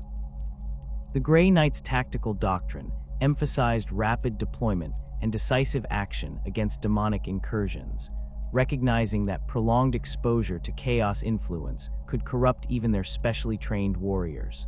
Strike forces typically consisted of small, elite units that could be deployed anywhere in the galaxy within hours of receiving reports of demonic activity. Their operations followed protocols that prioritized the elimination of greater demons and other high-value targets whose destruction could disrupt entire chaos invasions, even if this meant accepting higher casualties than conventional military doctrine would recommend. The secrecy surrounding Grey Knights' operations extended to the systematic elimination of witnesses who observed their activities. Imperial Guard regiments that fought alongside Grey Knights faced memory modification or execution to prevent knowledge of the chapter's existence from spreading throughout the Imperial military. This policy, while seemingly harsh, reflected the understanding that widespread knowledge of demons and chaos corruption could itself become a vector for heretical influence, as curious individuals might seek forbidden knowledge that would ultimately lead to their damnation. The establishment of the Cadian Gate as the Imperium's primary defensive barrier against chaos incursions required military preparations on a scale that dwarfed most Imperial campaigns. The fortification of Cadia and its surrounding systems consumed resources equivalent to those needed for entire Crusade fleets, while the permanent garrison stationed there represented one of the largest concentrations of Imperial military power outside the solar system itself. The defensive network that emerged from these preparations incorporated lessons learned from every major engagement with chaos forces since the Horus Heresy, creating a multi-layered system designed to contain threats that conventional military doctrine could not adequately address. The massive military buildup required to contain the chaos threat involved the permanent deployment of dozens of Imperial Guard regiments, multiple Space Marine chapters, and substantial Imperial Navy assets to the Cadian Gate region. These forces underwent specialized training that prepared them for combat against enemies who could ignore normal physical laws, regenerate from wounds that would kill ordinary opponents, and corrupt loyal soldiers through psychological warfare techniques that exploited fundamental human fears and desires. The training programs developed for these units became templates that were eventually adopted throughout the Imperial military for forces that might encounter chaos opposition. The logistical infrastructure required to support this massive military presence involved supply lines that stretched across multiple sectors, their routes protected by escort fleets and monitored by intelligence services that watched for signs of chaos infiltration. The ammunition requirements alone necessitated the construction of specialized manufacturing facilities that could produce blessed rounds, sanctified explosives, and other weapons designed specifically for anti-demon warfare.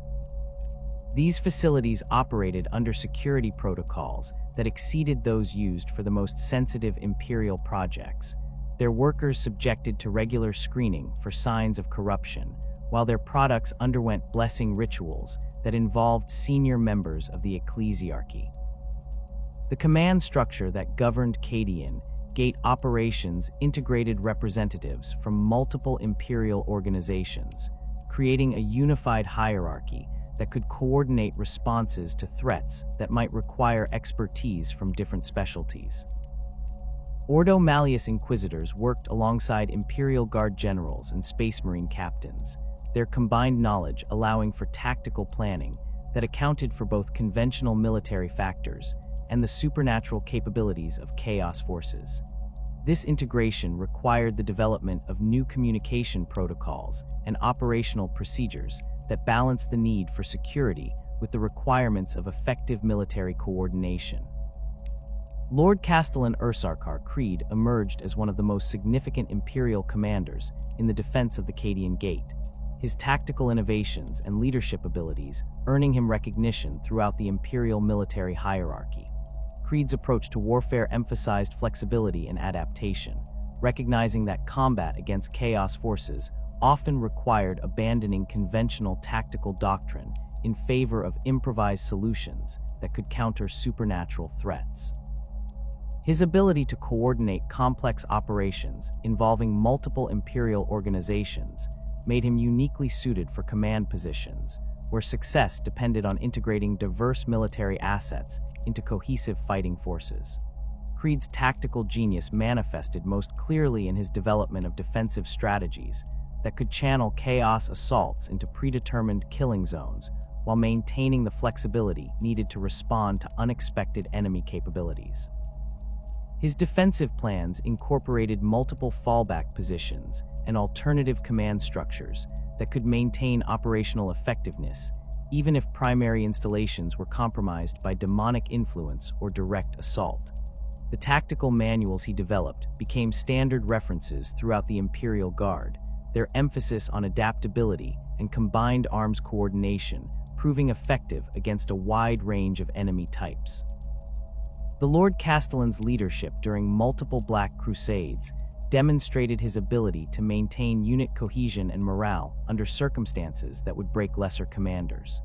His presence on the battlefield inspired ordinary soldiers to extraordinary acts of courage, while his tactical acumen allowed Imperial forces to achieve victories against opponents who possessed significant advantages in raw military power. Creed's understanding of chaos tactics and capabilities, gained through decades of combat experience, made him one of the few Imperial commanders who could anticipate enemy actions and develop countermeasures before chaos forces could exploit their supernatural advantages.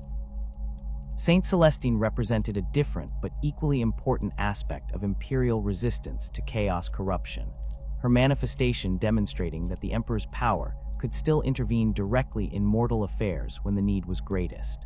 The Living Saint's appearances on battlefields throughout the Eye of Terror's border regions provided Imperial forces with a supernatural ally whose abilities could match those of demon princes and other high-ranking chaos entities. Her presence served both tactical and morale purposes, as her miraculous abilities could turn the tide of battles, while her very existence proved to Imperial soldiers that their faith in the Emperor was not misplaced. The phenomena surrounding Saint Celestine's manifestations defied conventional understanding, as she appeared to possess the ability to resurrect herself after suffering wounds that should have been immediately fatal. Her weapons and armor blazed with holy light that could banish demons and heal wounded Imperial soldiers, while her flight capabilities allowed her to engage enemies across three-dimensional battlefields in ways that conventional infantry could not match. The tactical advantages provided by her presence extended beyond her personal combat abilities, as her inspirational effect on nearby Imperial forces often resulted in combat performance that exceeded normal human limitations. The Ecclesiarchy's response to Saint Celestine's manifestations involved extensive theological study aimed at understanding the mechanisms behind her miraculous abilities. The Church's scholars developed doctrines that explained her powers as direct manifestations of the Emperor's will, while their investigations into her background and origins provided insights into the conditions that might allow similar manifestations to occur elsewhere. These studies led to the development of new religious practices and battlefield rituals designed to invoke the Emperor's protection against chaos corruption, though none proved capable of replicating the full scope of Saint Celestine's abilities. The role of the Imperial Navy in maintaining the blockade around the Eye of Terror required the permanent deployment of entire battle fleets to patrol duties that could last for decades without relief. These fleets operated according to protocols that assumed any vessel emerging from the Eye of Terror was potentially hostile, their rules of engagement authorizing the use of deadly force against ships that failed to respond to identification challenges or exhibited signs of chaos corruption. The naval forces assigned to blockade duties underwent specialized training that prepared them for combat against enemies who might employ demon engines, possessed vehicles, or supernatural abilities that could compromise ship systems. The blockade fleets included vessels from multiple battle fleet commands, their combined strength representing one of the largest concentrations of Imperial naval power in the galaxy. The fleet compositions emphasized long-range firepower and defensive capabilities, as engagement doctrine called for destroying Chaos vessels before they could close to boarding range, where their corrupted crews might pose contamination risks to Imperial personnel. The ship's weapon systems included specialized ammunition designed for use against demon engines and other supernatural targets, while their defensive systems incorporated blessed components that provided additional protection against chaos sorcery. The patrol routes followed by blockade vessels covered every possible exit vector from the Eye of Terror, their overlapping coverage areas ensuring that no chaos fleet could escape detection regardless of the route they chose to follow. The patrol schedules rotated ships through different sectors on regular cycles, preventing chaos intelligence from predicting Imperial fleet positions, while ensuring that all areas received adequate surveillance coverage. Communication protocols between patrol vessels included code phrases and verification procedures designed to detect chaos infiltration attempts, while backup communication systems provided redundancy in case primary networks were compromised by enemy action. The intelligence gathering operations conducted by blockade fleets provided Imperial commanders with advance warning of Chaos fleet movements and strategic intentions. Long-range sensor arrays monitored warp disturbances that might indicate the approach of enemy vessels, while specialized listening posts intercepted Chaos communications and analyzed them for tactical intelligence. The information gathered through these operations informed strategic planning throughout the Cadian Gate region, allowing defensive forces to prepare for specific types of threats while maintaining readiness for unexpected enemy capabilities. The maintenance and resupply requirements for the blockade fleets necessitated the construction of specialized naval facilities throughout the Eye of Terror's border regions. These installations included shipyards capable of performing major repairs on battle-damaged vessels, ammunition depots that could resupply entire fleets, and personnel facilities that provided rest and recuperation for crews who had spent months or years on patrol duty. The security protocols governing these facilities exceeded those used for most Imperial installations, as their compromise by Chaos forces could potentially provide enemies with detailed intelligence about Imperial naval capabilities and operational procedures. The psychological challenges faced by personnel assigned to blockade duties required specialized support services and rotation policies designed to prevent the gradual corruption that could result from prolonged exposure to the Eye of Terror's malevolent influence. Medical facilities throughout the blockade zone included personnel trained to recognize the early signs of chaos corruption, while chaplains and commissars maintained constant vigilance against heretical influence among ship crews.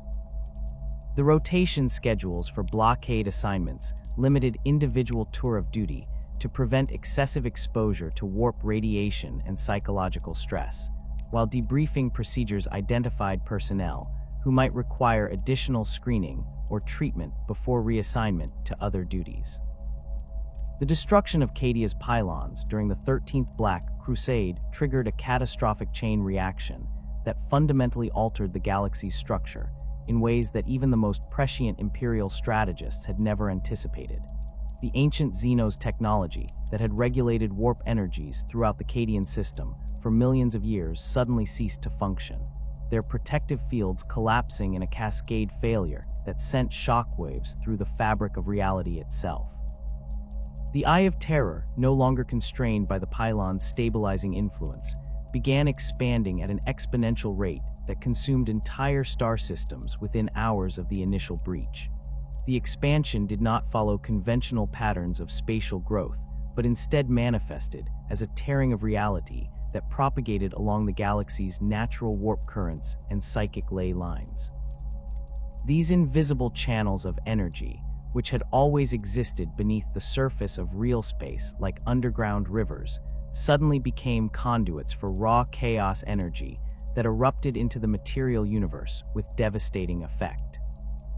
Star systems that had never experienced significant warp phenomena found themselves engulfed by reality storms that transformed their planets into demon worlds, while their populations either died screaming or underwent mutations that rendered them no longer recognizably human. The birth of the Great Rift, designated by imperial scholars as the Cicatrix Maledictum, represented the largest single alteration to galactic geography since the formation of the Eye of Terror itself. This massive wound in reality stretched from the ruins of Cadia across the galaxy's width, its chaotic energies carving a path through the Imperium's heartland before terminating in the Hadron expanse on the galaxy's eastern fringe. The rift's dimensions defied conventional measurement, as its boundaries fluctuated according to warp tides and the activities of the Chaos Gods, but at its widest points, it encompassed regions that would have taken Imperial vessels decades to traverse under normal circumstances.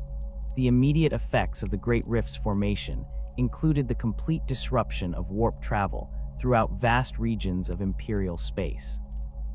The chaotic energies that poured through the dimensional breach created navigation hazards that made conventional faster-than-light travel impossible, as ships attempting to enter the warp found themselves either destroyed by the raw psychic energy or transported to locations that bore no relationship to their intended destinations. Entire Imperial Navy battle fleets disappeared without trace when their navigators attempted to plot courses through regions affected by the rift's influence, their vessels presumably lost in the howling chaos of the Immaterium. The phenomenon known as the Noctis Eterna, or Blackness Eternal, manifested as a galaxy-wide disruption of astropathic communication that left Imperial worlds isolated from central authority for the first time since the Age of Strife. The psychic storms generated by the Great Rift's formation overwhelmed astropathic relay stations throughout the galaxy, their delicate psychic apparatus either destroyed by the sheer intensity of warp energy or corrupted by demonic influence that transformed their operators into conduits for chaos entities. The carefully maintained communication networks that had allowed the Imperium to function as a unified entity suddenly ceased to operate, leaving planetary governors and sector commanders without guidance from Terra or knowledge of events beyond their immediate vicinity. The loss of astropathic communication created administrative chaos throughout the Imperium, as local authorities found themselves forced to make decisions without reference to higher authority or knowledge of the broader strategic situation. Tithe fleets that had operated according to schedules maintained for millennia suddenly found their destinations unreachable, while military reinforcements dispatched to combat zones arrived to find either empty space or demon worlds where Imperial planets had once existed. The bureaucratic systems that had governed the Imperium's vast territories broke down as information flows ceased, creating power vacuums that were quickly filled by ambitious governors, rogue military commanders, and chaos cults that had previously operated in secret. The disruption of interstellar travel and communication effectively divided the Imperium into two separate regions, each cut off from the other and forced to operate independently. The region that remained connected to Terra, designated as Imperium Sanctus by Imperial cartographers, retained access to the Astronomicon and could maintain some semblance of coordinated governance, though even these areas experienced significant disruption from the psychic storms that emanated from the Great Rift.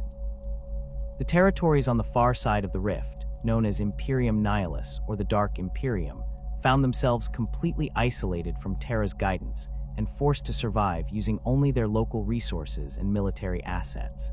The emergence of new warp storms throughout the galaxy accompanied the Great Rift's formation, as the dimensional barriers that had maintained reality's stability for millions of years suddenly weakened across vast regions of space. These storms manifested as localized tears in reality that allowed demonic entities to pour through into the material universe without the need for complex summoning rituals or psychic conduits. Worlds that had never experienced significant chaos activity found themselves facing demon incursions that could manifest anywhere on their surfaces, their defenders unprepared for enemies that could ignore conventional physical laws while wielding weapons that could wound souls as well as bodies. The new warp storms displayed characteristics that differed significantly from the stable anomalies that had existed prior to the Great Rift's formation. These phenomena appeared and disappeared according to patterns that defied Imperial attempts at prediction, their boundaries shifting constantly as they fed on the psychic emanations generated by the fear and despair of nearby populations.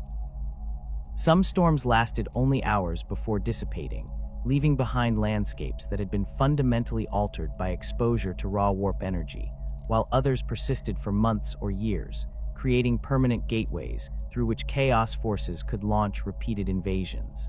The demon incursions that accompanied these new warp storms overwhelmed planetary defense forces that had been trained primarily for combat against conventional enemies. Imperial Guard regiments found their standard tactics ineffective against opponents who could regenerate from wounds that should have been immediately fatal, while their weapons proved inadequate against entities that existed partially outside normal space-time. The psychological impact of facing supernatural enemies proved as devastating as their physical capabilities, as entire military units broke and fled when confronted with horrors that their training had never prepared them to encounter. The manifestation of greater demons on worlds throughout the galaxy marked a significant escalation in the scale of chaos incursions, as these powerful entities could maintain their presence in real space for extended periods without the need for continuous psychic sustenance from mortal worshippers. Bloodthirsters carved paths of destruction across continents, while great unclean ones transformed entire ecosystems into plague gardens that spawned diseases capable of infecting mechanical systems as well as biological organisms. Lords of Change manipulated local politics and military hierarchies from within, their schemes unfolding across decades, while Keepers of Secrets established pleasure cults that corrupted planetary elites through promises of experiences that transcended mortal limitations. The response to these incursions varied dramatically depending on local resources and the competence of planetary leadership. Worlds with strong military traditions and experienced commanders managed to organize effective resistance against demonic invasions, their forces adapting quickly to the supernatural nature of their enemies, while maintaining the discipline necessary for prolonged campaigns against opponents who used fear and corruption as primary weapons. These successful defenses often relied on the presence of Space Marine chapters or other elite Imperial forces whose training and equipment made them capable of engaging demon armies on relatively equal terms. Less fortunate worlds succumbed to chaos corruption within days or weeks of the initial demon manifestations, their populations either slaughtered outright or transformed into cultists who welcomed their supernatural conquerors as divine liberators. The speed of these collapses often surprised Imperial observers who had expected planetary defense forces to maintain resistance for months or years, but the psychological impact of facing enemies who could manipulate reality itself proved too overwhelming for military units that lacked specialized training in anti-demon warfare. The industrial worlds that formed the backbone of the Imperium's manufacturing capacity faced particular challenges as demon incursions targeted their production facilities and technical personnel. The corruption of machine spirits by demonic influence transformed automated production lines into sources of tainted equipment, while the possession of tech priests and other technical specialists disrupted the maintenance procedures that kept Imperial technology functioning. Forge worlds that had operated for millennia without significant interruption suddenly found their output reduced to a fraction of normal levels as their workforce fled or fell victim to demonic influence. The agricultural worlds that supplied food to the Imperium's urban populations experienced ecological disasters as demon incursions introduced supernatural plagues and mutations that affected both crops and livestock. Entire planetary ecosystems collapsed as Nurgle's influence spread through soil and water systems, creating famines that affected multiple star systems when food shipments ceased to arrive at their destinations. The breakdown of agricultural production created refugee crises as populations fled from affected worlds, their movements spreading both conventional diseases and chaos corruption to previously unaffected regions. The hive worlds that housed billions of Imperial citizens became focal points for demon incursions, as their massive populations provided the psychic energy needed to sustain large-scale demonic manifestations.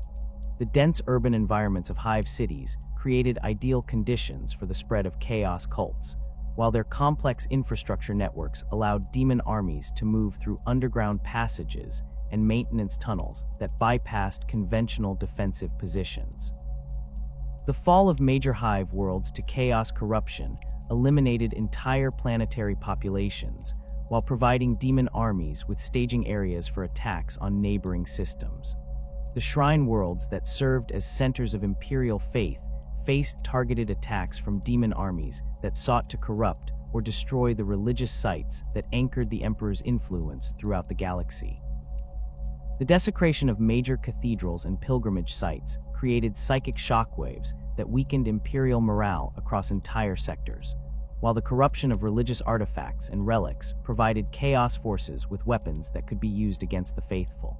The loss of these spiritual centers disrupted the religious practices that helped Imperial citizens resist chaos corruption, creating psychological vulnerabilities that demon armies exploited through propaganda and terror campaigns. The fortress worlds that guarded strategic locations throughout the Imperium found their defensive preparations inadequate against enemies who could manifest directly within their perimeters through localized warp rifts. Military installations that had been designed to repel conventional invasions proved vulnerable to demon armies that could bypass walls and fortifications by emerging from tiers in reality that opened within command centers and ammunition depots. The supernatural abilities of demon armies allowed them to neutralize defensive advantages that had been carefully planned and constructed over centuries of military engineering. The space-based installations that controlled shipping lanes and communication networks throughout the galaxy faced similar challenges as demon incursions manifested aboard orbital platforms and space stations. The confined environments of these facilities created ideal conditions for the spread of demonic corruption, while their critical functions made them high-priority targets for chaos forces seeking to disrupt Imperial coordination and logistics. The loss of orbital facilities often left entire star systems isolated and defenseless, as their ability to communicate with other Imperial territories or request military assistance disappeared along with their space-based infrastructure. The Adeptus Mechanicus worlds that maintained the Imperium's technological knowledge faced unique challenges, as demon incursions targeted their data storage facilities and research installations. The corruption of sacred SDCs and technical databases threatened to eliminate technological knowledge that had been preserved since the dark age of technology, while the possession of senior tech priests disrupted the training programs that produced new generations of technical specialists. The loss of technical knowledge created cascading failures throughout Imperial infrastructure, as maintenance procedures were forgotten and manufacturing techniques disappeared along with the personnel who had preserved them. The recruitment worlds that supplied personnel for the Imperial Guard and other military organizations found their populations decimated by demon incursions that specifically targeted young adults suitable for military service. The loss of these recruitment pools created personnel shortages throughout the Imperial military at precisely the moment when increased manpower was needed to combat the expanding chaos threat. The disruption of recruitment and training programs meant that military units suffering casualties in combat against demon armies could not be replaced or reinforced, leading to a gradual degradation of Imperial military capability throughout affected regions. The naval bases and shipyards that maintained the Imperial Navy's fleet strength faced attacks from demon armies that sought to eliminate the Imperium's ability to project power across interstellar distances. The corruption of shipyard facilities and the destruction of orbital construction platforms reduced the Imperial Navy's ability to replace vessels lost in combat while disrupting the maintenance schedules that kept existing ships operational. The loss of naval capability created a vicious cycle, as reduced fleet strength made it impossible to provide adequate protection for remaining naval facilities, leading to further losses and continued degradation of Imperial space power. The effects of the Great Rift extended beyond immediate military threats to encompass fundamental changes in the nature of reality throughout the affected regions. The laws of physics became unreliable in areas close to major warp storms, creating environments where conventional technology failed to function, while psychic phenomena manifested with unprecedented frequency and intensity. These reality distortions affected everything from basic chemistry to complex mechanical systems, forcing Imperial forces to adapt their tactics and equipment to function in conditions that defied conventional scientific understanding. The reality distortions created by the Great Rift fundamentally transformed the strategic landscape of the 42nd millennium, forcing the Imperium to confront challenges that exceeded even the darkest predictions of its most pessimistic strategists. The Eye of Terror's expansion had not merely created a larger warp storm, but had fundamentally altered the galaxy's structure, creating conditions where chaos forces could operate with unprecedented freedom, while Imperial responses remained hampered by communication breakdowns and logistical failures that showed no signs of improvement. The expanded influence of the Eye of Terror manifested most clearly in the phenomenon of reality bleeding, where the chaotic energies of the Immaterium seeped into normal space-time across vast regions that had previously remained stable for millennia. Worlds that had never experienced significant psychic phenomena suddenly found their populations manifesting spontaneous mutations, while their planetary governors reported equipment failures that defied conventional explanation as machine spirits became corrupted by exposure to warp energies. The boundaries between the material universe and the realm of chaos had become permeable across distances measured in thousands of light years, creating an environment where demon manifestations could occur without the complex rituals and psychic conduits that had previously been necessary. The strategic implications of this expanded chaos influence became apparent as Imperial forces discovered that traditional containment strategies no longer functioned effectively against threats that could manifest anywhere within the affected regions. The fortress worlds and defensive networks that had successfully channeled chaos incursions into predetermined killing zones found themselves bypassed entirely, as demon armies materialized directly within their perimeters through localized reality tiers that opened without warning. Military commanders who had spent decades studying chaos tactics found their expertise rendered obsolete by enemies who no longer needed to follow predictable invasion routes or rely on conventional logistics to sustain their operations. The emergence of Robute Guilliman from his millennia-long stasis represented the most significant development in Imperial leadership since the Emperor's internment upon the Golden Throne. The Primarch's resurrection, accomplished through a combination of Eldar sorcery and ancient Imperial technology, provided the Imperium with a leader whose strategic vision and administrative capabilities had been proven during the Great Crusade's most successful campaigns. Guilliman's return coincided with the galaxy's darkest hour, his awakening occurring just as the Great Rift's formation threatened to tear apart the Imperium's remaining unity and leave humanity defenseless against the expanding chaos threat. The Lord Commander's assessment of the Imperium's current state revealed the extent to which 10 millennia of bureaucratic stagnation and religious dogma had weakened the empire he had helped to build. The efficient administrative systems he had established during the heresy's aftermath had calcified into rigid hierarchies that prioritized procedure over results, while the rational approach to governance that had characterized the early Imperium had been replaced by superstitious practices that often hindered rather than helped effective decision-making. Guilliman's efforts to reform these systems faced resistance from entrenched interests that viewed any change as potential heresy, creating internal conflicts that diverted resources from the urgent task of combating the Chaos expansion. The Indomitus Crusade launched by Guilliman represented the largest imperial military operation since the Great Crusade itself, its scope encompassing multiple simultaneous campaigns across both sides of the Great Rift.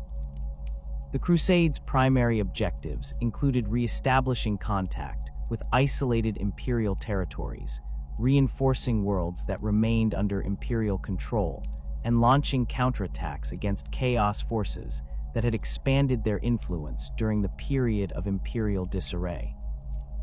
The scale of these operations required coordination between military assets that had not worked together since the Horus Heresy, as Space Marine chapters, Imperial Guard regiments, and Adeptus Mechanicus forces combined their capabilities under unified command structures.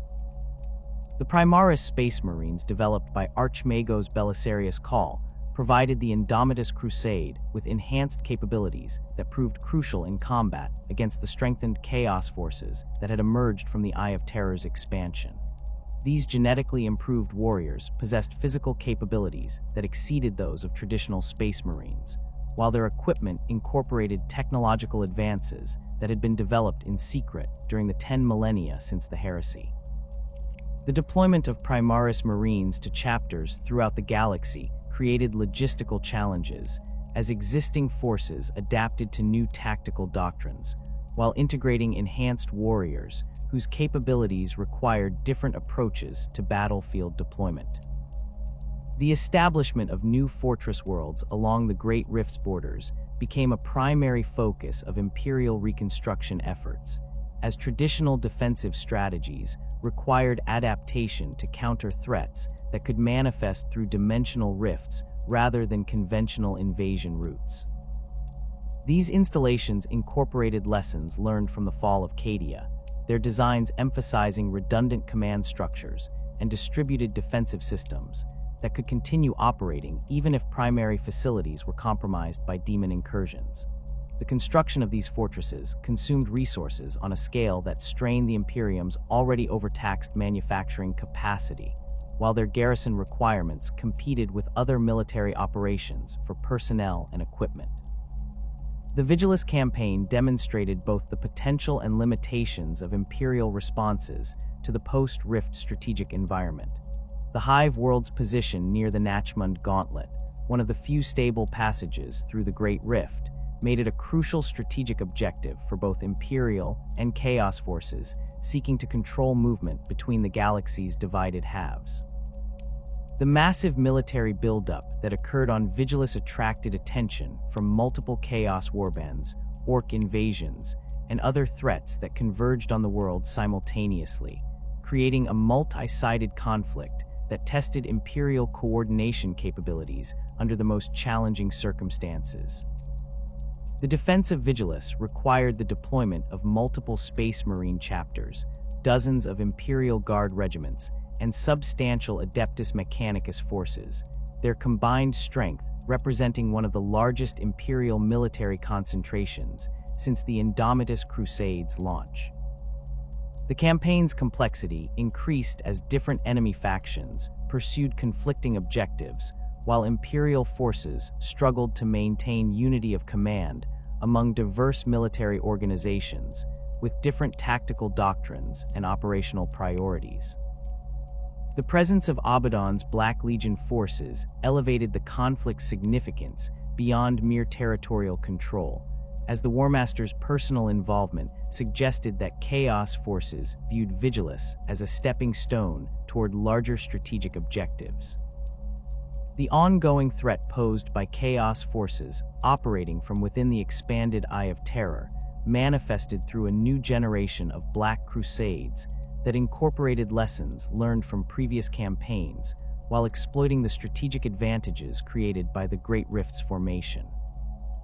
These operations no longer required the massive logistical preparations that had characterized earlier Black Crusades, as Chaos forces could now launch attacks from multiple directions simultaneously while maintaining supply lines through dimensional rifts that bypassed Imperial defensive networks entirely. The unpredictability of these new assault patterns forced Imperial commanders to maintain defensive preparations across vast frontages, dispersing their forces in ways that prevented the concentration of strength needed for decisive counterattacks. The evolution of Chaos tactics reflected the expanded capabilities available to forces operating from demon worlds, where the normal constraints of physics and logistics no longer applied. Abaddon's forces demonstrated the ability to deploy demon engines and other supernatural war machines in quantities that would have been impossible to sustain through conventional manufacturing, while their recruitment efforts drew upon populations of corrupted mortals, whose numbers seemed to increase rather than diminish despite continuous combat losses. The psychological warfare capabilities of these enhanced Chaos forces proved particularly effective against Imperial defenders, who had been trained primarily for combat against conventional enemies.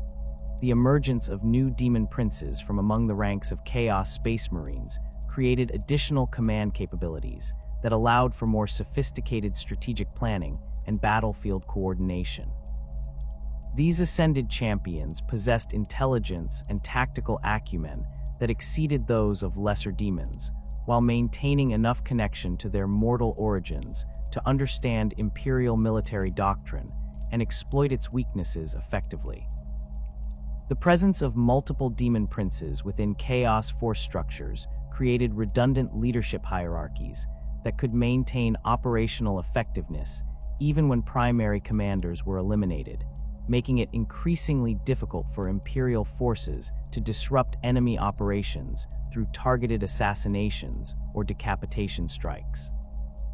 The corruption of Imperial worlds through subtler means than direct military invasion represented another evolution in Chaos strategy that proved particularly difficult for Imperial forces to counter. Chaos cults that had previously operated in secret found their activities facilitated by the psychic disturbances created by the Great Rift's presence, their recruitment efforts enhanced by the fear and desperation that gripped populations throughout the affected regions. These cults could prepare worlds for eventual Chaos conquest through sabotage, assassination, and the gradual corruption of local leadership, creating internal threats that diverted Imperial resources from external defensive preparations. The prophetic implications of the Great Rift's formation and the Eye of Terror's continued expansion suggested that the galaxy faced an existential crisis whose resolution would determine the future of human civilization. Imperial scholars who studied the phenomenon's progression patterns identified trends that indicated accelerating expansion rates, with new warp storms appearing at increasing frequencies, while existing anomalies grew larger and more stable over time.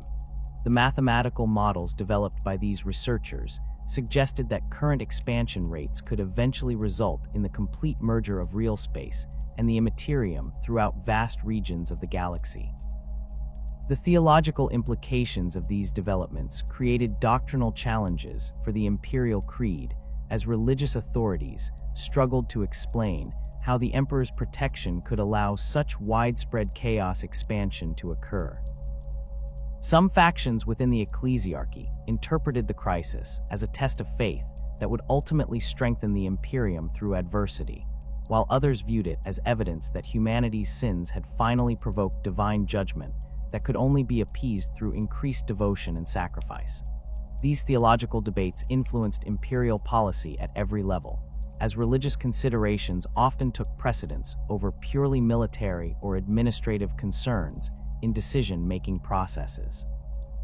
The potential for complete galactic consumption by Chaos forces represented the ultimate nightmare scenario that drove Imperial strategic planning throughout the Dark Millennium.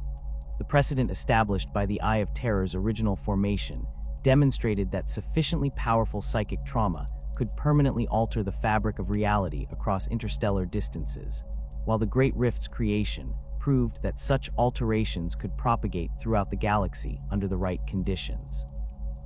The possibility that future catastrophes might trigger cascading failures that consumed all of real space motivated extreme measures in Imperial defensive planning, including contingency protocols for the evacuation of Terra itself if chaos expansion reached the solar system.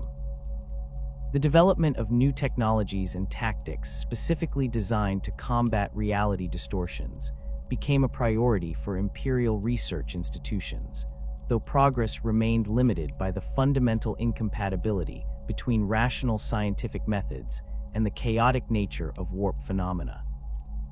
The most promising research focused on the ancient pylon technology that had originally contained the Eye of Terror, with Adeptus Mechanicus expeditions dispatched to investigate similar Xenos artifacts throughout the galaxy. These investigations faced enormous risks, as the research sites often lay within or near chaos-controlled territories, while the alien nature of the technology made it difficult to understand or replicate using Imperial manufacturing techniques. The long-term survival of human civilization increasingly depended on the Imperium's ability to adapt its institutions and strategies to function effectively in a galaxy where chaos influence had become a permanent feature of the strategic environment. The rigid hierarchies and bureaucratic procedures that had maintained Imperial unity during periods of relative stability proved inadequate for responding to threats that could manifest anywhere without warning, while requiring rapid decision-making and tactical flexibility. The reforms initiated by Guilliman represented the beginning of this adaptation process, but their ultimate success remained uncertain as entrenched interests continued to resist changes that threatened their traditional sources of power and influence.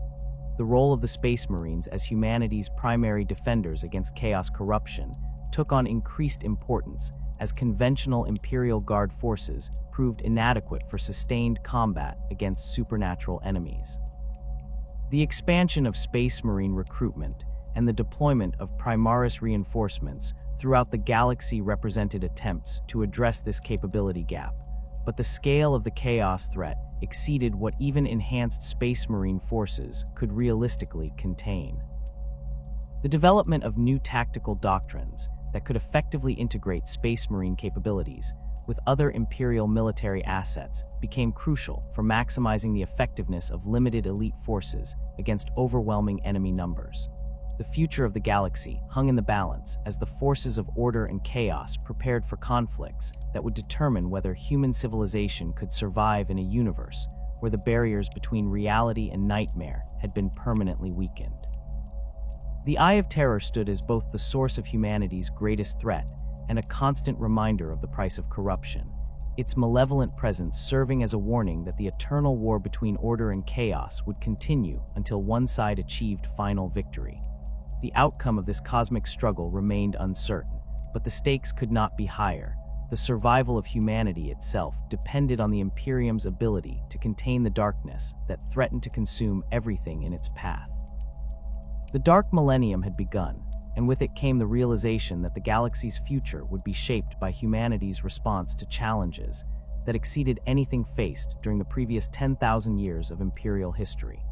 The Eye of Terror's expansion marked not just a military crisis, but a fundamental transformation of the universe itself, creating conditions where the very nature of reality had become a battlefield upon which the fate of all sentient life would ultimately be decided.